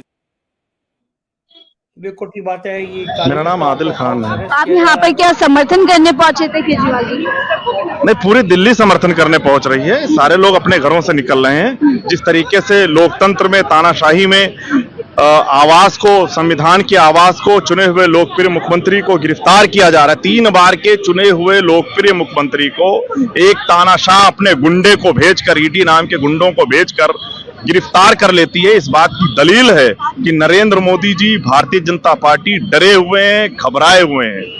आईटीओ का स्टेशन बंद कर दिया गया और आप देख सकते हैं जो आमतौर पे बैरिकेटिंग होती है वो यहाँ से नहीं होती है, लेकिन आज यहीं से बंद कर दिया गया, मीडिया को भी जाने नहीं दिया जा रहा। देखिए, आज यहाँ से आम आदमी पार्टी कार्यालय 1 किलोमीटर दूर है। यहाँ पर सुबह 6 बजे से पुलिस बल तैनात है और ये पुलिस इस बात की दलील है कि मोदी जी घबराए और डरे हुए हैं। आप देखिए, न सिर्फ यहाँ बल्कि दिल्ली के चप्पे चप्पे पर, कोने कोने पर पुलिस तैनात है। लोगों को रोका जा रहा है, लोगों को घरों में गिरफ्तार किया जा रहा है। ये इस बात की गवाही है कि मोदी जी ने गलत किया है, लोकतंत्र के खिलाफ काम किया है। 3 बार के चुने हुए मुख्यमंत्री को अनैतिक तौर पर। भाजपा खेमे में काफी खुशी है, कह रहे हैं कि दिल्ली के लोगों को लूटा था, आज भुगत रहे हैं। भाजपा डरी और घबराई हुई है। भाजपा डरी और धमकाई। जी, क्या कह रहे हैं? इससे ज्यादा प्रधानमंत्री को डर क्या होगा? तो आम जनता को, आम बादशाह के पास ऑफिस में जाने नहीं दिया जा रहा। ये डर है और कुछ नहीं है। अगर भाई धीरे इस लोकतंत्र के अंदर लोगों की आवाज को ही मारा जाएगा तो किस बात का बादशाह है वो? बादशाह। देखिए, आप क्या कहेंगे सर? पूरा बैरिकेटिंग कर दी गई है, सुरक्षा के इंतजाम लगातार बढ़ाए जा रहे हैं। दिल्ली पुलिस की बस में बस आ रही है। ये तो आप लोग भी देख रहे हैं कि किस तरीके से लोग पावर का इस्तेमाल करके और किस तरीके से आम जनता को भी परेशान करके और पूरा परेशान किया जा रहा है। और ये पूरा बैरिकेडिंग है, मगर मोदी जी इस चीज को भूल गए हैं कि जनता की आवाज को बंद नहीं कर सकते और सच को कभी झूठा नहीं कर सकते। बहरहाल, आज जिस तरीके से दिल्ली के चीफ मिनिस्टर अरविंद केजरीवाल को कल रात 10 बजे गिरफ्तार किया गया, वो बहुत गलत है और उनको छोड़ना चाहिए और उनको दिल्ली की जनता को क्या लगता है जिस तरीके से चुनाव सर पे, ऐसे में क्या तस्वीर आपको नजर आ रही है? केजरीवाल जेल के अंदर, तमाम जो पार्टी है सर को, वो ये है कि जो आने वाला लोकसभा चुनाव है, जो उससे मोदी जी कहीं ना कहीं डर गए हैं। उसके डर के खौफ में वो इस तरीके से स्टैंड ले रहे हैं कि भाई किसी भी सीएम को गिरफ्तार करो। जो उनको डर है कि अरविंद केजरीवाल, जो अगर मान लीजिए किसी से भी डर है, वो अरविंद केजरीवाल से ही डर है। आप लोगों को अंदर नहीं जाने दिया जा रहा है, तो क्या करेंगे? यहीं से अपना प्रोटेस्ट करेंगे? यहीं से प्रोटेस्ट करेंगे और प्रोटेस्ट करके दिखाएंगे। पूरी दिल्ली की जनता सड़कों पे उतरेगी और दिल्ली की बात नहीं करें, पूरे हिंदुस्तान की जनता सड़कों पे उतरेगी। कह रहे हैं आम आदमी पार्टी के कार्यकर्ता और समर्थक। हालांकि देखिए, सुरक्षा के इंतजाम लगातार बढ़ाए जा रहे हैं। तो पूरी तैयारी में दिल्ली पुलिस यहाँ पर नजर आ रही है। हालांकि जो प्रोटेस्टर्स है, जो समर्थक है आम आदमी पार्टी के, लगातार इस तरीके की बातें कह रहे हैं कि कहीं ना कहीं जो गठबंधन दिल्ली के अंदर बनाया गया है उसी को देखते हुए इस तरीके की जो डर की तस्वीर इसे कह सकते हैं। अगर उनका नेता केजरीवाल को गिरफ्तार किया गया तो ऐसे में उनको पूरा अधिकार है कि वो अपना ऐतराज यानी कि अपना प्रोटेस्ट जो है यहाँ पे जाहिर कर सकें। देखिए, सिर्फ इस पूरी सुरक्षा के चलते सिर्फ जो प्रदर्शनकारी हैं उन्हीं को मुश्किलें नहीं हो रही हैं, बल्कि यहाँ पर जो आम लोग होते हैं जिनके आगे चल कर के दफ्तर हैं, ऑफिसेज हैं और कई और तरीके की यहाँ पर आगे देख सकते हैं जो संस्थाएं बनी हुई है जिसमें लोग नौकरी करते हैं, काम करते हैं, उनको भी काफी मुश्किलें यहाँ पर हो रही है। लगातार लोग आ रहे हैं और पूछ रहे हैं अंदर जाने की परमिशन ले रहे हैं, लेकिन दिल्ली पुलिस उनको भी कहीं ना कहीं रोक रही है। और आपको बता दूं इधर मेट्रो स्टेशन भी आते हैं दूसरे और कई तरीके के, तो कई लोगों को इन्फॉर्मेशन नहीं है कि आज आईटीओ ऑफिस बंद रखा गया है, लेकिन उसके चलते तमाम लोगों को काफी परेशानी का सामना करना पड़ रहा है। तो आप देख सकते हैं दिल्ली पुलिस लगातार सुरक्षा के इंतजाम कर रही है और इसी कड़ी में बस यहाँ पर आ रही है ताकि अगर प्रदर्शनकारी किसी तरीके से आगे जाने की कोशिश करेंगे तो उनको डिटेन भी करना चाहिए। क्या आप भी यहाँ पर समर्थन करने हाँ जी, किस तरीके से देख रहे हैं? आज पहली बार ऐसा हुआ है जो समर्थक है उन्हें आगे नहीं जाने दिया जा रहा। ये बहुत ही गलत किया गया है। जो नेता जनता के लिए काम कर रहा है और जनता के लिए जिसके सारे नेता जेल में जा रखे हैं, ना तो ये मोदी जी सरकार अभी तक उन पे कोई वो कर पाई है कि भाई उनका जुर्म साबित कर पाई है इतने टाइम से, और सिर्फ पूछताछ के लिए बोल के अरेस्ट करा जाता है और फिर किसी न किसी उसमें फंसाया जा रहा है। तो एक तरीके से ना सही काम नहीं हो रहा है। ऐसे जो अपना काम कर रहा है विपक्ष को खत्म किया जा रहा है, विपक्ष को खत्म। हाँ, विपक्ष को। तो जनता तक ये संदेश जाएगा लगता है 24 के चुनाव? जनता इस बार ना पूरा भर के केजरीवाल जी को लेके आएगी दिल्ली में। 7 सांसद उसके जीत रहे हैं इस बार, तो ये डर की वजह भी दिखाई दे रही है कि उनको कहीं डर तो नहीं है उनको कि भाई ये कहीं सारे के सारे जीत ना जाएं, तो इसलिए भी वो मोदी जी तो लगातार कहते हैं 400 पार से वो जीत रहे हैं और देश की जनता 400 पार है। आप पूरे देश में कई मुख्यमंत्री हैं, क्या किसी भी मुख्यमंत्री पे कोई नेता घोटाला नहीं कर रहा? कितने भ्रष्ट नेता बीजेपी में भी है ना, लेकिन उन पे तो कभी भी कोई कार्रवाई नहीं हो रही। तो एक केजरीवाल जी के पीछे क्यों पड़ा जा रहा है? ये तो गलत बात है। अभी आपने चुनावी चंदे के बारे में सुना होगा, तो साबित करें ना उस चीज को। वो आम आदमी पार्टी की समर्थक है, महिलाएं यहाँ पर पहुंची थी, लेकिन उनको भी यहाँ पर रोक दिया गया। तमाम वहां से यहाँ तक जो समर्थक है वो यहाँ पर पहुंचे हुए हैं, लेकिन इस बीच दिल्ली पुलिस उनको आगे नहीं जाने दे रही है। बहरहाल जिस तरीके से आधी रात को ईडी ने केजरीवाल मुख्यमंत्री की जो गिरफ्तारी की उसके बावजूद बाद से ही जो आम आदमी पार्टी के समर्थक हैं वो यहाँ पर पहुंचे हैं और एक आज प्रोटेस्ट किया जा रहा है, यहाँ पर नारेबाजी की जा रही है लगातार केजरीवाल के समर्थन में, और जिन पार्टी के चलते ये कदम उठाया गया उनके खिलाफ भी नारेबाजी की जा रही है। ये थी शाहीन 4 PM की दिल्ली की रिपोर्टर जो मुख्यमंत्री के घर से ये रिपोर्टिंग कर रही थी। अरुण जी, आपने पूरी बात सुनी, ये लगता है ये कदम क्या भारी पड़ रहा है? जैसे आनंद जी ने कहा कि दिल्ली की 7 लोकसभा सीट कहीं भारतीय जनता पार्टी को गंवानी ना पड़ जाए। जी सर, सबसे पहले मैं आनंद सर को बधाई दे दूं, वो इसलिए कि अरविंद केजरीवाल के दादा मुनि अन्ना हजारे जो कि कोमा में चले गए थे उनको होश आ गया, उन्होंने बयान दे दिया। और दूसरी बात मैं उनको याद करा दूं कि सर आप कपिल मिश्रा का बयान भूल गए। कपिल मिश्रा ने तो बहुत सुंदर सुंदर बातें कही थी, ऐसी प्रेम कहानी बताई थी जो अंकित हो गई दिल्ली विधानसभा की छाती पर, उसको कैसे मिटाओगे आप? असल बात तो वो है। और उन्होंने क्या किया था मोदी जी का, कौन सा हनन किया था? उनके चरित्र का असैसिनेशन कर दिया गया था और उसी कपिल मिश्रा को श्रीमान मोदी जी ने छाती से लगाकर ऐसी जफ्फी डाली जैसी कि धृतराष्ट्र ने भीम को डाली थी कि ये इसको मैं भींच के ही मार दूंगा, परंतु वो मरा नहीं। ये बधाई उसको कपिल मिश्रा को भी मैं देता हूं कि उसने इतनी सुंदर कहानी जो कि मनोहर कहानियां में आती थी वो देश के वासियों को बताई, दिल्ली के लोगों को बताई। अब आपने कहा 7 जो सीट है उसके बारे में बात करता हूं। सर एक बात बड़ी स्पष्ट है, वो ये कि जब पहली बार अरविंद केजरीवाल सीएम बने तो ये अरविंदर सिंह लवली थे, जिन्होंने केजरीवाल साहब के साथ बैठकर सलाह करके बीजेपी को इस सत्ता से दूर रखने का प्रयास किया था। और 49 डेज के अंदर बीजेपी ने ऐसा कुचक्र चला था कि वो बात जो है कहीं गड़बड़ हो गई। उसमें हमारे डॉक्टर साहब जो थे, डॉक्टर AK वालिया, क्योंकि मैं उनके बहुत नजदीक रहता था, मेरे अच्छे मित्र थे, उन्होंने बहुत समझाने के बावजूद भी कांग्रेस ने अपना समर्थन वापस लेने की जो गलती की थी, वो दोबारा से जब अरविंदर सिंह लवली आए हैं, उन्होंने उस गलती को सुधार करते हुए आप पार्टी के साथ जो पैचअप किया है, ये गठबंधन अगर आप कहें तो ये फेविकोल वाला नहीं है, ये दिलों का गठबंधन है, एक दूसरे के विचारों का गठबंधन है। और ये विचारों का गठबंधन संजय भाई कभी टूटा नहीं करता, इसको किसी फेविकोल की जरूरत नहीं पड़ती। इसकी जो इक्वेशन होती है, जो अंडरस्टैंडिंग होती है, वो विचारों की सहमति से होती है। फेविकोल तो एक पदार्थ है, परंतु विचार एक ऐसा बुद्धि कौशल होता है, एक ऐसा बुद्धि चातुर्य होता है, जो कि राजनीति की पैंतरेबाजी को धत्ता बताकर हम करते हैं। अब क्यों नहीं बताया जा रहा आपको कि अमेठी से कौन लड़ेगा?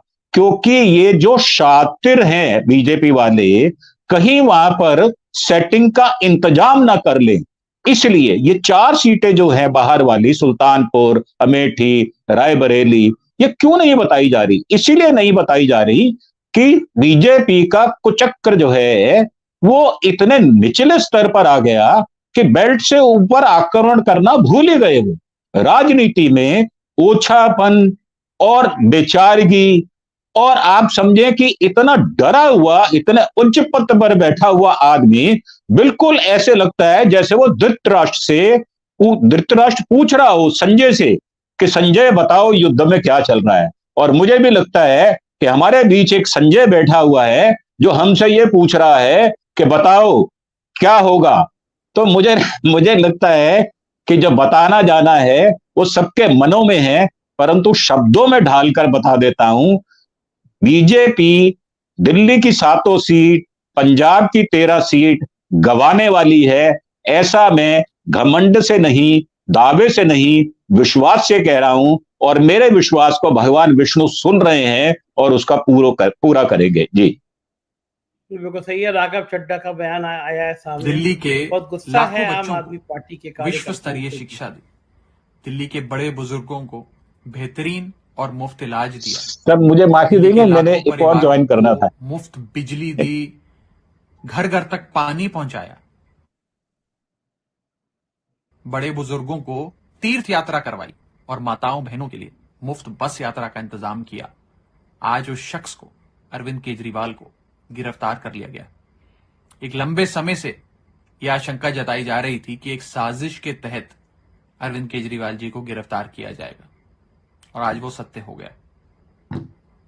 इस मुश्किल की घड़ी में 135 करोड़ भारतीयों का प्यार और आशीर्वाद अरविंद केजरीवाल जी के साथ है। और जब इतने लोगों का प्यार और आशीर्वाद साथ होता है ना, तो कोई बाल भी बांका नहीं कर पाता। अरविंद केजरीवाल कोई एक शख्स का नाम ही नहीं है, एक विचार का नाम है, एक विचारधारा का नाम है। आप जरूर अरविंद केजरीवाल के शरीर को गिरफ्तार कर सकते हैं, लेकिन उनके विचारों को गिरफ्तार नहीं कर सकते। एक केजरीवाल गिरफ्तार होगा तो लाखों केजरीवाल खड़े होंगे।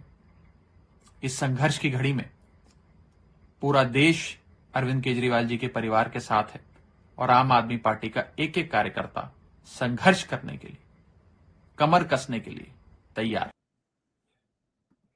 भारतीय जनता पार्टी की परेशानी यही लगती है आनंद जी कि उनके कार्यकर्ता बड़े डिवोटेड हैं, वो इन सब चीज़ों से डरते नहीं हैं। कुछ ट्वीट खास ट्वीट आए हैं जो मैं दिखाता हूँ। फिर ये लगातार ट्वीट आए हैं, लोगों के शॉर्ट्स आ रहे हैं, धरना प्रदर्शन आ रहा है, ये हाई वोल्टेज ड्रामा लगातार चल रहा है, ये अरविंद केजरीवाल की गिरफ्तारी के खिलाफ लोगों की नारेबाजी लगातार चल रही है।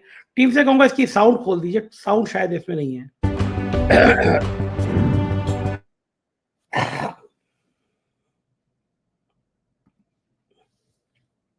आवाज शायद खोल दीजिए, अगर टीम के टेक्निकल टीम में देखिए आवाज इसमें नहीं आ रही, इस म्यूजिक में बार-बार बंद हो जा रही है आवाज। ये विरोध चल रहा है लगातार, हाउस अरेस्ट का ड्रामा चल रहा है। आवाज शायद कुछ टेक्निकल प्रॉब्लम आ रही है, इसलिए आवाज नहीं खुल पा रही है। ये ट्वीट है राहुल गांधी, प्रियंका गांधी, कांग्रेस, ये सब ने ट्वीट किए हैं। बहुत विरोध है हर तरफ से।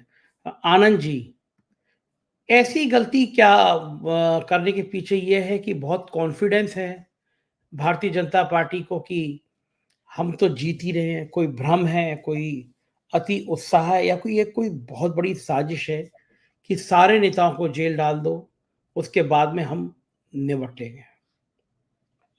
मैं संजय जी, ये जो आप बात कर रहे हैं बिल्कुल दुरुस्त है। इनको लगता है कि सबको जेल में डाल दें, लेकिन मैं थोड़ा एक दो चीजें इसलिए कह दूंगा कि मुझे आज थोड़ा जो हमारे दुबे जी आए थे, आम आदमी पार्टी के जितने प्रवक्ता मेरे पास, मैंने अभी तक जिससे इंटरेक्शन हुआ है, वो अपना होमवर्क बहुत अच्छे से करके आते हैं। मतलब खट खट खट खट खट, और अगर आप उनसे बातचीत करिए तो आपको भी कुछ नए फैक्ट्स मिल जाते हैं, और जिससे आप उन्होंने एक बहुत पासिंग रेफरेंस दे दिया, लेकिन मैं दर्शकों के लिए जो उन्होंने चंद्रा रेड्डी बोला, लेकिन मैं उसका दुरुस्त कर दूं कि मामला क्या है जिसको लेके अरविंद केजरीवाल को गिरफ्तार किया गया।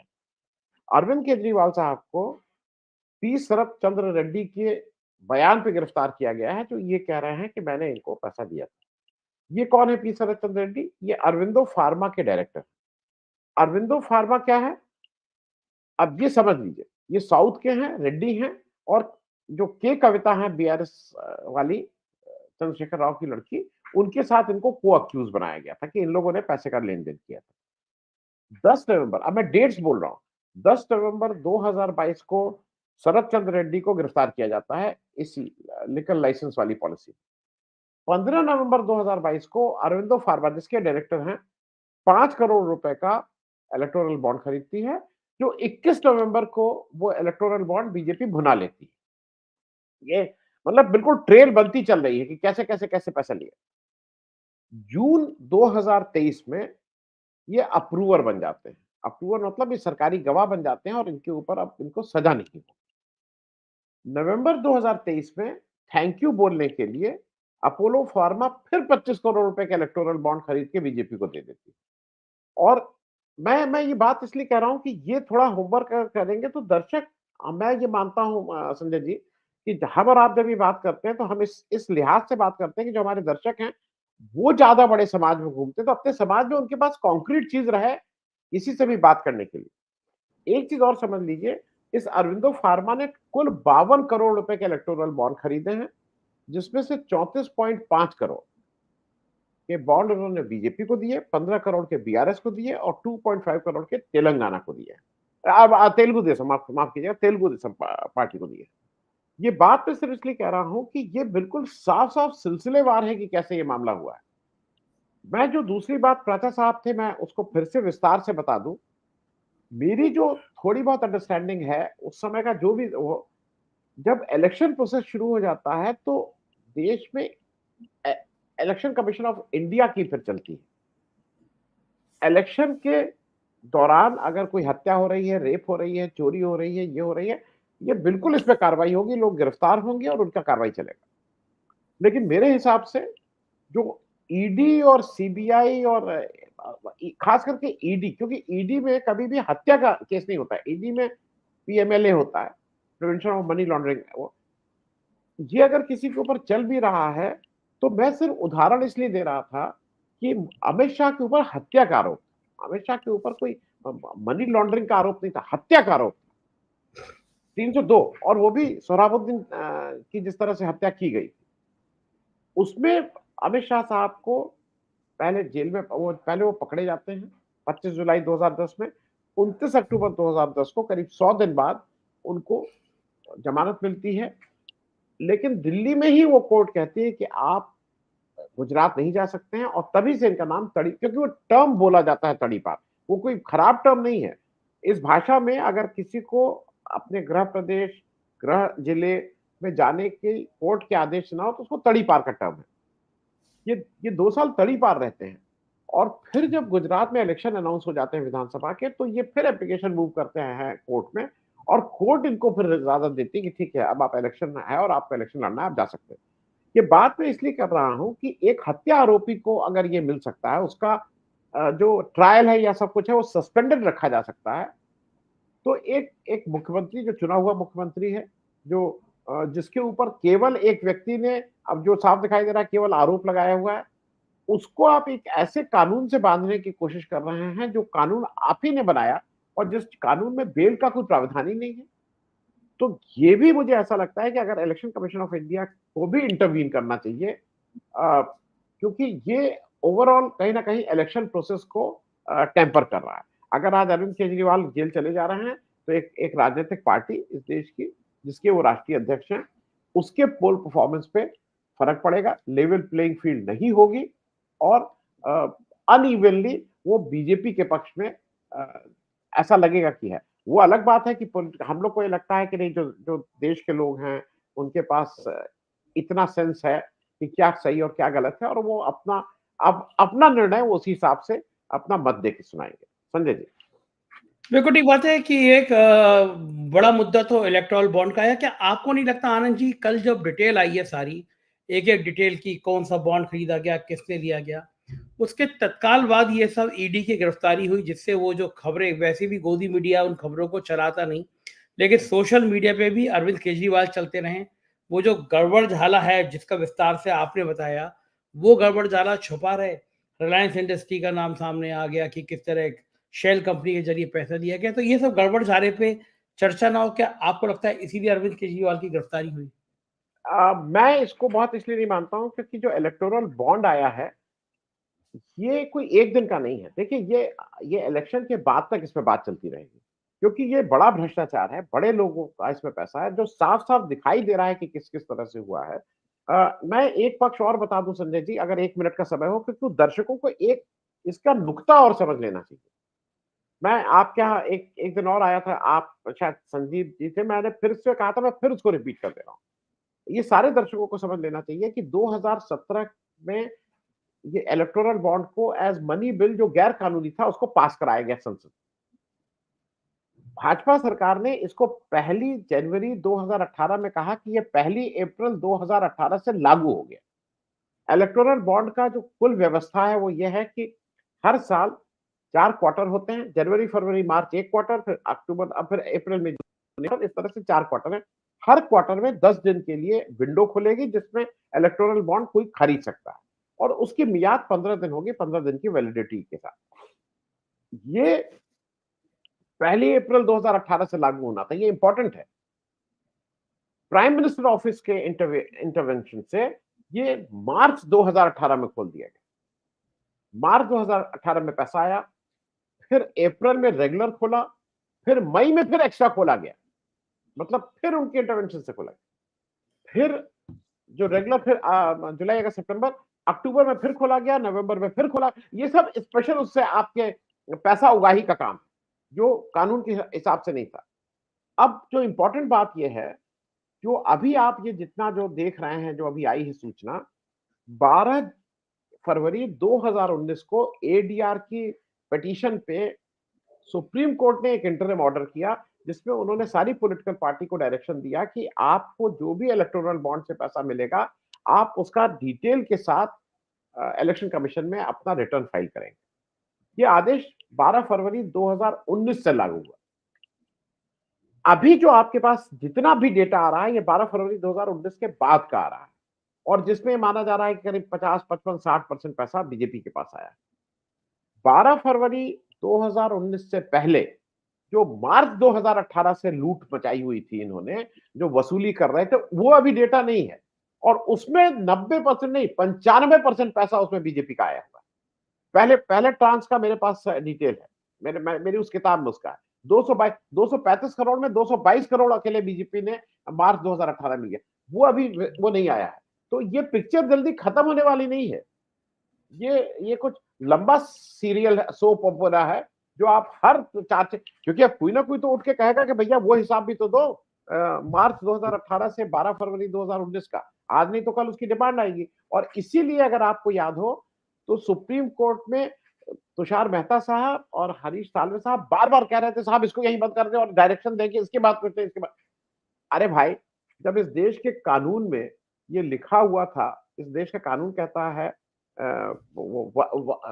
प्लेसेस ऑफ वर्शिप एक्ट में ये है कि केवल एक एक्सेप्शन है कि आप बाबरी मस्जिद की बात करेंगे, इसके बाद कोई बात नहीं करेंगे। उसके बाद अगर आप सब खोल रहे हैं तो आप तो जो चोरी किए हैं उसको तो खोलना ही होगा ना। तो ये भी आप सही कहेंगे बात। नहीं खोलने देंगे, वो कोई कानून ले आएंगे कि 12 फरवरी के पहले का, लेकिन अभी 12 फरवरी के पहले के बहुत से हिस्से खुलने हैं और मुझे ऐसा लगता है कि इलेक्टोरल बॉन्ड से इनका पीछा तो छूटने वाला नहीं है। संजय जी। बढ़िया।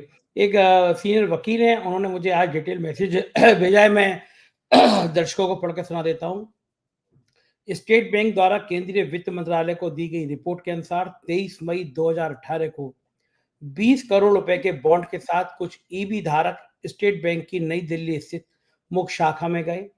ईबी या इलेक्ट्रल बॉन्ड धारकों का तात्पर्य राजनीतिक दलों के प्रतिनिधियों से है, जिनके पास भौतिक बॉन्ड होता है जिसे राजनीतिक दल के खाते में जमा किया जाना चाहिए। आधे बॉन्ड 3 मई 2018 को और बाकी आधे बॉन्ड 5 मई 2018 को खरीदे गए थे। एसबीआई ने बताया कि दोनों बॉन्ड की अवधि समाप्त हो गई थी क्योंकि 15 दिन के अंदर उनको कैश कराना था, लेकिन बॉन्ड धारकों ने अनुरोध किया कि 15 कैलेंडर दिन के नियम को बदल दिया जाए और बॉन्ड को वैसे ही बनाया जाए क्योंकि उन्हें 15 कार्य दिवसों के भीतर जमा किया जा रहा था, ऐसा रिपोर्ट में बताया गया। दस्तावेजों से पता चलता है कि एसबीआई की नई दिल्ली शाखा ने उसी दिन अपने मुंबई कॉर्पोरेट मुख्यालय को सूचित किया। अगले ही दिन 24 मई 2018 को बैंक के तत्कालीन उप प्रबंधक निर्देशक मृत्युंजय महापात्रा ने एसबीआई के चेयरमैन रजनीश कुमार की ओर से केंद्रीय वित्त मंत्रालय को पत्र लिखकर पूछा क्या उन्हें धारकों को एक्सपायर हो चुके बॉन्ड को भुनाने की अनुमति देनी चाहिए। मंत्रालय ने तत्परता से काम किया। उसी दिन आर्थिक मामलों के मंत्रालय में तत्कालीन उप निदेशक विजय कुमार ने जवाब दिया, ये स्पष्ट किया जाता है कि इस शर्त का मतलब कुल 15 दिन है, जिसमें बीच के गैर कार्य दिवस शामिल है, इसलिए बॉन्ड समाप्त हो गए थे और नियमों के अनुसार पैसे को प्रधानमंत्री राष्ट्रीय सहायता कोष में दिया जाना था, जो एक आधिकारिक गैर पक्षपाती कोष है जिसका उपयोग धर्मार्थ कार्यों के लिए किया जाता है और प्राकृतिक आपदाओं से प्रभावित लोगों को तत्काल राहत प्रदान करने के लिए किया जाता है। लेकिन कुमार ने ऐसा नहीं किया। उन्होंने कहा कि चूंकि पिछले कुछ समय से बॉन्ड जारी करने में कुछ हद तक स्पष्टता की कमी देखी गई है, इसलिए एसबीआई 10 मई 2018 से पहले खरीदे गए बॉन्ड के ऐसे बॉन्ड धारकों को क्रेडिट दे सकता है यदि बॉन्ड धारक 15 दिवसों में जमा ना किए गए हों। उन्होंने कहा भविष्य में ऐसी कोई सुविधा उपलब्ध नहीं होगी। आर्थिक मामलों के विभाग के सचिव विभाग में सर्वोच्च पदस्थ अधिकारी एससी गर्ग द्वारा अनुमोदित यह पत्र उसी दिन एसबीआई के अध्यक्ष को भेजा गया। एसबीआई मुख्यालय ने अपनी नई दिल्ली मुख्य शाखा को सूचित किया और उसी दिन खत्म होने से पहले संबंधित राजनीतिक दलों या दलों को 5 मई 2018 को समाप्त किए गए 10 करोड़ के समाप्त हो चुके बॉन्ड को भुनाने की अनुमति दे दी गई। दस्तावेजों से पता चलता है कि 3 मई 2018 को खरीदे गए 10 करोड़ रुपए के बॉन्ड की दूसरी किस्त को प्रधानमंत्री राहत कोष में भेज दिया गया क्योंकि वे केंद्रीय वित्त मंत्रालय की असाधारण सुविधा के दायरे से बाहर थे। अब जबकि हम जानते हैं कि भाजपा इन बॉन्ड की लाभार्थी थी, दानकर्ता की पहचान अभी भी एक रहस्य बनी हुई है।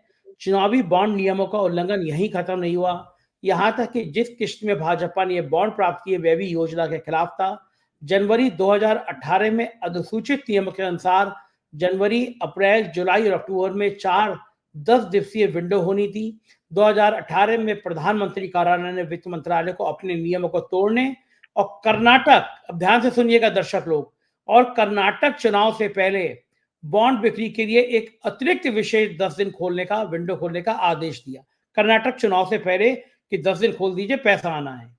पीएमओ के अनुरोध को पहली बार अप्रैल 2018 में केंद्रीय वित्त मंत्रालय के अधिकारियों द्वारा फाइलों में दर्ज किया गया। नियमों को अधिसूचित किए जाने के मात्र 3 महीने बाद नियम का यह अपवाद एक प्रथा बन गई। उदाहरण के लिए गुजरात राज्य चुनावों से पहले दिसंबर 2022 में फिर एक विशेष दिवसीय 10 दिन के लिए विंडो खोली गई, यानी कर्नाटक का चुनाव, गुजरात का चुनाव।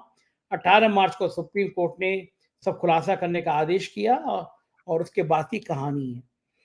आनंद जी, ये मैं भी और पुष्ट करूंगा, लेकिन चुनाव से पहले 10-10 दिन के स्पेशल विंडो खोली जा रही है। संजय जी, मैं इसलिए कहता हूं ये आज का नहीं है, ये नया खुलासा नहीं है।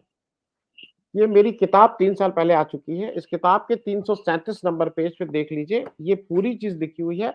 और एक विंडो नहीं खुली थी, मार्च में पीएमओ के कहने पे विंडो खुली, अप्रैल में रेगुलर विंडो खुली, मई में फिर विंडो खुली। जो आप जिसका हवाला दे रहे हैं वो 3 मई और 5 मई। और दूसरी बात यह है कि 2 बॉन्ड थे, उन दोनों बॉन्ड को इन लोगों ने ये कहा कि भाई इसको 15 डेज नहीं होगा। हमारा आपका, जब मैं आपको चेक देता हूं या आप मुझे चेक देते हैं, आप उसका वर्किंग डेज के हिसाब से थोड़ी होता है। एनी इंस्ट्रूमेंट, कोई भी फाइनेंशियल इंस्ट्रूमेंट, वो हम और आप अगर बैंक को चेक इशू करते हैं तो क्या वो वर्किंग डेज के हिसाब से होता है कि मैंने कहा है तो वर्किंग डेज है। अगर बैंक से आप एफडी कराते हैं, वो कहता है कि 180 दिन के बाद आपको ये पैसा मिलेगा, तो क्या वर्किंग डेज के हिसाब से होता है? ये केवल बेईमानी का है। और इसमें एसबीआई और इन लोगों को अगर सजा नहीं, मुकदमा उनके ऊपर भी चलना चाहिए। सिर्फ यही तक नहीं रुका, मई में खुला, फिर अक्टूबर में भी खुला एक्स्ट्रा, फिर नवंबर में भी खुला। ये जब इनको होता था कि कहीं से पैसा आ जाए, और वो मैं एक फिगर मेरी गलत हो गई थी, मार्च में कुल 222 करोड़ रुपया आया, जिसमें से 210 करोड़ केवल बीजेपी के पास आया, 95%। मैं सिर्फ कहना ये चाह रहा हूं संजय जी कि ये छोटी चीज बंद नहीं हुई है, ये एक बड़ा खुलासा हुआ है। और ये अगले 50-60 दिन में खत्म नहीं होगा, ये तो आने वाले दिनों में बिल्कुल ये मामला चलता रहेगा। और एक चीज और बताएं, इसका एक लॉजिकल जो इसका जो मुझे लग रहा है कि जहां ये पहुंच रहा है, पीएम केयर फंड पे भी अब डिमांड होगी कि पीएम केयर फंड लो, और वो देश की सुरक्षा की दृष्टि से लाओ कि वहां पे पैसा किसने दिया है। और उसके बाद पीएम केयर फंड के बाद एक और चीज आएगी, वो आएगी जो 15-16 लाख करोड़ रुपए, इन्होंने 16 लाख करोड़ रुपए जो बड़े बड़े उद्योगपतियों का इन्होंने माफ किया है, वो भी खुलेगा। क्योंकि एक रिलेशनशिप वहां पे भी है कि यहाँ पे इतना पैसा दे दो, तुम्हारा वहां का लोन इतना छोड़ दे, वो रिलेशनशिप भी एस्टेब्लिश होगी। तो आने वाला तो ये कोई खत्म होने वाला नहीं है। अगले 1-2 साल का हमें और आपको बहुत होमवर्क दे दिया गया है। संजय जी, एक बात बताइए आनंद जी, मैं बहुत मजेदार किस्सा बताऊं आपको कि कोरोना काल जब शुरू हुआ था, लाशें बहुत बुरी तरह गिरने लगी थी, तो आपको याद होगा उत्तर प्रदेश सरकार ने अचानक, मतलब जब केवल 50-100-500 केस आए थे, तब पान मसाला पे प्रतिबंध लगा दिया था कि भाई पान मसाला पे प्रतिबंध नहीं, क्योंकि WHO ने कहा था थूकने से कोरोना फैलता है। और जब केस 50,000 रोज निकलने लगे और आदमी बुरी तरह मरने लगे, लाशें रखने की जगह नहीं थी, तो पान मसाला वाले परेशान थे। सैकड़ों हजारों करोड़ की महीने की आमदनी होती है, तो कुछ सेटिंग करी अफसरों से, और अचानक मैंने देखा एक दिन उत्तर प्रदेश सरकार का आदेश आया कि पान मसाला खोलने की अनुमति दे दी जाती है। मैं हैरान, मैं गया अपने वकील हैदर के पास, मैंने कहा ये तो बड़ा गलत बात है। फिर हम दोनों ने मिलकर एक नोटिस तैयार किया, सरकार को नोटिस दिया कि लोग मर रहे हैं, लाशें जगाने की जगह नहीं है, और आप पान मसाला खोल रहे हैं। जब नेचुरली खा के थूकेंगे लोग, ये तो और भयंकर है। नोटिस का जवाब नहीं आया तो मैं हाई कोर्ट चला गया, पहले वहां एक जनहित याचिका दायर कर दी। तो पहले तो पान मसाला कंपनियों ने मुझे अप्रोच की, मैं पीआईएल वापस ले लूं। मैंने कहा इस नंबर पे तो ये सुविधा उपलब्ध नहीं है, वापस तो नहीं लूंगा मैं। तो आनंद जी, फिर वो वहां पे जो सबसे मजेदार बात हुई, देश के बड़े जाने माने वकील ने रजनीगंधा पान मसाले की तरफ से एक शपथ पत्र दिया और कहा कि साहब हमने तो अभी अभी 10 करोड़ रुपए प्रधानमंत्री सहायता कोष में दान दिया है कोरोना के लिए, तो अब हम 10 करोड़ रुपए दान दे रहे हैं, तो हमें तो पान मसाला बेचने की अनुमति दे दी जाए। तो मैं शौक था वो एफिडेविट देख के, और रिकॉर्ड में है, आज भी है। मैंने वही इलाहाबाद हाई कोर्ट से खड़े होकर स्टोरी बोली कि 10 करोड़ रुपया, ये शपथ पत्र देके कह रहे हैं कि ये 10 करोड़ रुपए प्रधानमंत्री राहत कोष में देकर आए हैं, और यहाँ पे पान मसाला खोलने की अनुमति दे दी जा रही है, जबकि आपके परिवार की लाशें कहाँ जलाई जाए इसकी जगह नहीं थी। तो ये तो सीधा सीधा उस दौर में, कोरोना टाइम में ही एक कंपनी ने आनंद जी घोषणा कर दी कि हम 10 करोड़ देके आए हैं। क्या ऐसी सारे फ्रॉड हुए होंगे?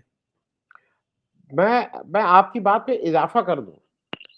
आईएफबी एक बड़ी कंपनी है जो जिसके अब वो वॉशिंग मशीन और ये सब बनाते हैं। ये उसका मैं आपको भेज दूंगा, ये उसका ये उसके द्वारा वो दिया हुआ पत्र है अभी। हाँ, उसने कहा है कि उसने करीब 10 करोड़, उसने कुल पैसा उसने स्टॉक एक्सचेंज को लिखा है, और उसने कहा है कि साहब क्या करें, 40 करोड़ रुपया। आईएफबी बोर्ड ने informed National Stock Exchange that they give 40 crore in political bribes to make their excise related issues go away. ये अभी कहा गया है। अब भाई आप अगर, अच्छा इसका कारण क्या है संजय जी, ये थोड़ा समझना होगा। जब आप इलेक्टोरल बॉन्ड को एक ऑर्गेनाइज लूट और वसूली को अगर आप लीगल जामा पहनाओगे, तो वो थोड़ा आदमी कंफ्यूज रहेगा ना कि ये इस तरह से देना है, तो वो चिट्ठी भी लिख के दे रहा है कि साहब 40 करोड़, वो एफिडेविट भी दे रहा है रजनीगंधा वाला। ये मैं एक चीज पे और जरा इसलिए बोलना जरूरी है कि जनरली मैं अपने शोज में उसको देखता रहता हूँ। एक साहब है योगेश दीक्षित साहब, वो कह रहे हैं कि 100 करोड़ का, आनंद जी 100 करोड़ का हिसाब पर बोलो, चुप मत रहो। वो जो 100 करोड़ का दिल्ली के शराब घोटाले की बात हो रही है, शराब घोटाले पे जरूर बोलेंगे, लेकिन दीक्षित साहब उत्तर प्रदेश में जब कोरोना आया हुआ था, मैं भी यही हूँ, संजय जी भी यही हैं, तो सबसे पहले एक दारू की, शराब की दुकानें खोली गई थी। और एक दौर ऐसा भी था जब आप घर से निकलिए और पुलिस वाला रोके तो आप कहीं शराब लेने जा रहे हैं तो आप जा सकते थे, दूध लेने आप नहीं जा सकते। ये यथास्थिति है, ग्राउंड रियलिटी है, पहले चेक कर लीजिएगा। तो इसलिए शराब का क्या होता है, क्या अच्छा और क्या बुरा है, ये बताने की जरूरत नहीं है। दूसरी बात, ये संजय जी इसलिए भी जरूरी है, ये जो लिकर पॉलिसी को कह रहे हैं ना, 100 करोड़ आए, 100 करोड़ आए, 100 करोड़ आए, और खुद ही अपने शपथ पत्र में कह रहे हैं कि ये 100 करोड़ कहाँ यूज हुए, गोवा इलेक्शन में यूज हुए, गोवा इलेक्शन में यूज हुए। तो भाई एक आदमी अगर थोड़ी देर के लिए मान ले, मैं थोड़ी देर के लिए मान ले रहा हूं कि तो आम आदमी पार्टी का कोई पैसा आया पार्टी फंड में, वो गोवा इलेक्शन में यूज हुआ, आपने तो ये सारा कुछ कानूनी बना दिया है। इलेक्टोरल बॉन्ड ये घूस लेने का, वसूली का, हफ्ता वसूली, घूस, सबका मिला जुला एक मिक्सचर आपने बना दिया, हर मर्ज की एक दवा, और उसको आपने कानूनी जामा पहना दिया। संजय जी ये देश को ये समझना जरूरी है कि इलेक्टोरल बॉन्ड हमारे और आपके साथ ये विश्वासघात नहीं है, ये ठेठ और टेट, मतलब इसको क्या बोलेंगे, ये गैर कानूनी काम हमारे, हाँ बिल्कुल, डकैती से नहीं, डकैत के भी कुछ उसूल होते हैं, डकैत भी कुछ छोड़ जाता है, डकैत ये तो डकैती से ज्यादा वो है। तो मुझे यह लगता है कि देश के लोगों को भी समझना है। लोग बार बार कहते हैं कि कहीं नहीं जा रहे हैं, कहीं कौन जा रहा है, ये विपक्षी पार्टी कुछ नहीं कर, अरे भाई विपक्षी पार्टी करें क्या, हालत देख रहे हैं आप, उसको कितने लोग दिखा रहे हैं, आप 1.5 घंटे से शो चला रहे हैं, बाकी जरा शो जाके किसी भी जगह खोल के देख लीजिए कि वहां क्या दिखाया जा रहा है। लेकिन अंतोगत्वा मुझे ऐसा लगता है कि आम आदमी पार्टी की एक एडवांटेज तो है कि उनके पास ये जो सोशल मीडिया में है, ये सबसे ज्यादा लोग आम आदमी पार्टी के पास, वो सबसे ज्यादा इररिस्पेक्टिव ऑफ, मतलब वो मैच करते हैं बीजेपी को, तो उनकी आवाज को सोशल मीडिया और इन सब जगह दबाना बहुत आसान नहीं होगा। थोड़ा बयाना गलत ले लिया गया है अगर लखनऊ की भाषा में। ये बिल्कुल सही है, बयाना गलत हो गया। बहुत बहुत शुक्रिया आनंद जी, आपने आज इतना समय दिया, इतनी सारी बातें करी, बहुत बहुत आभार। Thank you. हम लोग बात कर रहे थे दिल्ली में अरविंद केजरीवाल की गिरफ्तारी की और उसके बाद मचे हंगामे की। आप क्या सोचते हैं इस विषय पर, अपनी राय कमेंट में बताइएगा। चैनल को ज्वाइन कीजिएगा, सब्सक्राइब करिएगा। बहुत बहुत शुक्रिया, थैंक यू।